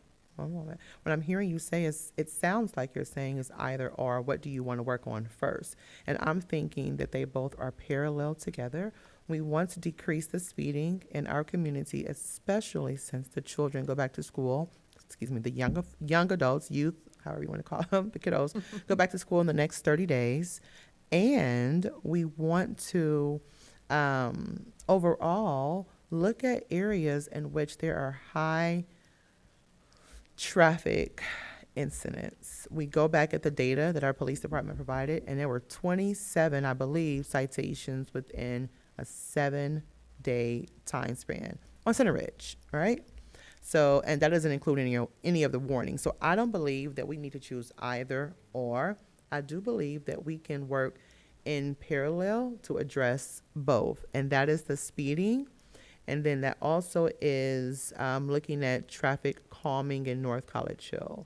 Committee, do you all believe that we can, and I'm going to say this in a way that I hope it makes sense, that it's not always something in which the administrator has to take control of, but I believe that if we have JMA working here And then we have other entities working there. I believe that ultimately it comes together full circle. So do you all believe that those two can be worked in parallel? Or do you think we just need to choose one or the other? So I have some. I'm sorry, Ms. clarifying Dukestein, I was, question. Madam Chair, yes, go ahead, I Ms. Claire. guess I'm a little confused by the question. So, the city's under contract with JMA for civil engineering, for our engineering work, including streets. So, is the suggestion that an outside entity would be engaged to do a different study other than what JMA is doing? Or, that's where I was confused. You said Sure. another entity, so I'm like, wait a minute, Yeah. I Yeah. need some clarity. So you want, let's just assume JMA is the umbrella. So project manager A is working on this and project manager B is working on that. Is that what you're saying within JMA? In a or- nutshell, but I don't believe that JMA, I believe that their scope is to talk about the traffic calming. That's one level. But then we have another area over here that deals with the speeding. Ultimately, the traffic calming factors in with the speeding, but I don't think that if we talk about the project for the traffic calming over the next 90 days or the next 6 months, does that mean we can never talk about traffic calming, or that's put on pause until JMA finalizes their work? That's what I want to prevent. I don't want us to say, well, JMA is doing their study, they need 90 days, they need 6 months, and then traffic calming is put on hold until we hear back from JMA. What I would love for there to be additional conversation, because when we talk to citizens, we talk to business owners and the community, they are very concerned and they are very scared, very scared.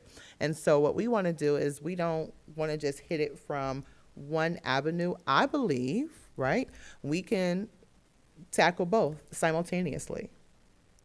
Madam Chair. Yes, go ahead. So thanks for the clarity. So that helped me to understand what you're trying to preface. So again, as Ms. Clear stated, they are our civil engineers. They are equipped to do all traffic patterns. If I could make a suggestion, which is in my job purview, we should focus on the speed areas of our city. And it wasn't exclusive to one or the other. I think that they should be one after another, because if you focus on the broader speed issue, one might remedy the other. And as we spoke and talked and drove the city, that is what we talked about. And that is probably from a project management standpoint, from a civil engineering space, the best application for our city. Okay. Committee, what are your thoughts? Okay, Madam Chair. Yes, Mr. Davis. Now, you brought up earlier saying you wanted this to be hotspot based. Now how many hotspots are you looking for? So I gave you the ones that I showed John as we drove around. If you guys have more, I'm willing to put more on the table because these are the day-to-day functions of the administrative space. Okay. So I'm open to any just feedback. I don't know if you guys, this is one area where I'd say, hey, we may want to get the community involved and do a survey for people to make suggestions, because I think we need to capture it all. But So that's where I started. y'all give me a round number. I can give you like however many, what you say, 7 maybe? 7 places we want to look at, or That's why I asked also, just to help Gert, that is also quadrants. Do you want to have 2 areas per quadrant plus okay, our main I can do area? that. Madam Chair, Yes, Ms. Clear. I noticed that 3 of the areas that we discussed already, Hamilton northbound to Galbraith, west of, Streams. yes, and Simpson all kind of bracket the southwest quadrant. Well, Galbraith on So, both ends. Yes. And then I'm saying Hamilton. 3 of them that you mentioned. So this end of Galbraith, that Hamilton Avenue chunk, and the Simpson chunk all kind of bracket the southwest quadrant. So that's, That's true. I mean, I think, not that the other could 2 take don't Simpson matter, out. but I'm thinking from a efficiency standpoint, they're all right near each other, so. We could actually take Simpson out, do both sides of Galbraith, both sides of Hamilton. It really, I was just pointing that out. We can do any combination of dice we want, you know what I mean? But I just think I'm just throwing that out there. And it's the Center Ridge area, it's almost like it's its own project, that northeast To my point. area. He did say Right. that it was. So that's like a separate, He did say that he felt that that was a separate project. yeah. And he said that focusing on the speed spaces in our city may remedy South Ridge or make, just lead us down a path of something different. Yeah. What I would like to Madam Chair. propose to this, oh, go ahead, Ms. Orb. So I heard Ms. Dukestein mention about a survey, and I'm not so sure that would be the best solution, only because you're going to get everyone's personal perspective.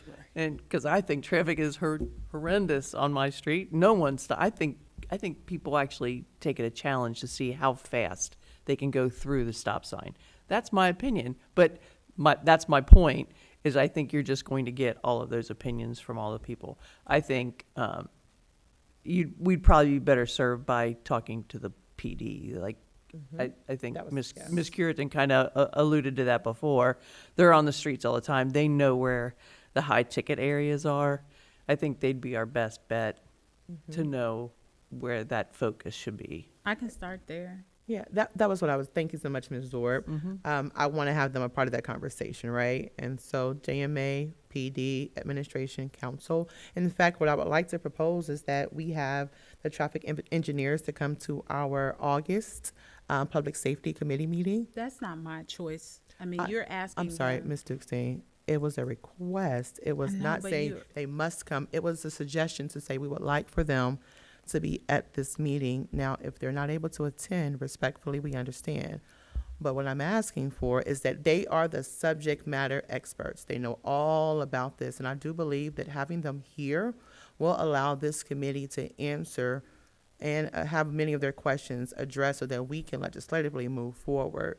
Now, if you don't want them to come, I would ask why, but I would like to at least extend the invitation for them to be here. So I will extend the invitation. It's not about desire or lack thereof. It's about business. This is a council meeting.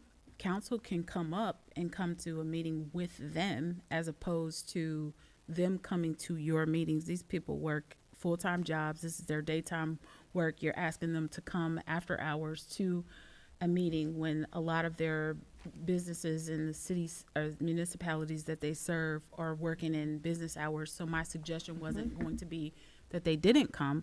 My suggestion is that possibly you all come to their meeting, to a meeting that's established during the day. Let's do it this way. Why don't you give me the information and I can coordinate with them if they're able to come here or if we need to go there, but either Because way. actually that's a breach of the North College Hill. Well, that's what I'm asking you to do so. So my suggestion was that council be invited. If you want to be included in the day-to-day, I actually don't have an issue with that. But I think you should come during the day when they are able to schedule meetings to accommodate their schedule, not just them coming here in the evening to accommodate yours. Let me just address something that you made mention of a breach. There is not a breach in our charter with the city of North College Hill that states council cannot communicate with contractors and or employees. The request from you was that you be included, but there is not, I want to make sure that statement is at 8:10 p.m. It on. actually says Let that me- the Miss- contractor, it does not say you can't communicate with contractors. Right. It says that you are not supposed to touch anything that's day-to-day. That is a day-to-day function. You might define it as so, but Ms. Dukestein, we're getting lost in the weeds and losing sense of the purpose of this conversation. And I hate that for this committee. What we are asking for you to do is to ask them what best suits them. You believe that us going there best suits them, and if so, we can accommodate. The goal, the overarching goal, is to have the conversation with the subject matter experts. when we have that conversation can be best suited for their schedule. And that is the request. If you want to pull the conversation between this committee and JMA together, we would appreciate that if you have the capacity to do so. But I don't think this conversation is healthy because none of us are subject matter experts in this. We have questions, want to get them addressed and answered in a timely fashion. So if you can let me know, and I would say the next 7 to 10 business days by the 23rd at least, if you've had a chance to communicate. I can tell you that that's not going to happen because I'm on vacation. And so if they communicate with me between now and the end of the week, then I would be more than happy to communicate that on to you. And I can tell you that I had already asked, inquired of them. They only come when they're trying to make a presentation. The contract with JMA is between the city and JMA. As a contractor, they don't actually have to speak to you. I'm open and willing to get you involved because you asked. And so instead of that being taken as a willingness, you're looking at it as, I don't want to do it. And that's not true. What I said was we need to move it up during the daytime in business operational hours because you all meet in the evenings. So I don't want my words to be misconstrued because you're taking it in a sense that I said, you're saying it's not healthy. What is healthy is putting business things during the business day. So you'll let us know if you hear anything by Friday, and then thereafter we'll find out. Preferably though before the committee meeting. It's just, we've got to move forward. We spent too much time on that, going back and forth. In fact, because it's 8:12 p.m., committee, is there any old business that we want to discuss? Okay, new business. So speaking to quite a few of the business owners and speaking to some residents, those who live in apartments, those who own homes, they would like to have a conversation, and let me say it this way, a community conversation. So I think that I would like to propose for there to be and community conversation makes it very, very formal, but it's super casual, where there would be a night where our police department, our fire department can come out and hang out with the kids. This is not to mimic the back to school nights or anything else that may be in the works. This is simply to say we have 4 quadrants, and so the first quadrant we're going to hang out at, I want to say Roses. The second quadrant will hang out at, I don't know, somewhere on the southwest side. But this will just give them a chance to put a name with face of who's here. And now that we have a new NRO. So if you're able to determine if there are any dates, I would like for this to be after the kids are back in school. I'm thinking somewhere like early September, after everyone's off of summer vacations, after, everyone's gotten into the rhythm of being back in school. I would like to get you to have some dates available for our police department, if you can check with them, and our fire department. And if they can bring their trucks and their vehicles. What I'm trying to do here is to debunk the myth that everyone has to be scared of the police. And that I also want them to begin to dream, a lot of our little kids, and even some of our younger kids, or middle-aged kids, what have you, teenagers, to dream of, no, every time the police come, it's not always something bad. They're here to protect and to serve, and that, too, if you dream, you can also become a police officer and or firefighter or EMT or first responder, what have you. So I would like to get some dates on the calendar for September. So our back to school bash is in August, and then our fall festival is in October. I think that is a very short turnaround for the end of the year. So I will consult the police department and fire department if they don't have any aversion or any trainings or schedule things that are standing in the way of that. I'll be more than happy to accommodate a few dates in September. And we're looking for them to accommodate. We don't necessarily need all of council and or all of administration. This is just for them to kind of get an idea of who's here serving and protecting for North College Hill. Committee, do you have any insight or input? Okay, all right. And we will adjourn at 8:15 p.m. Thank you. Thank you.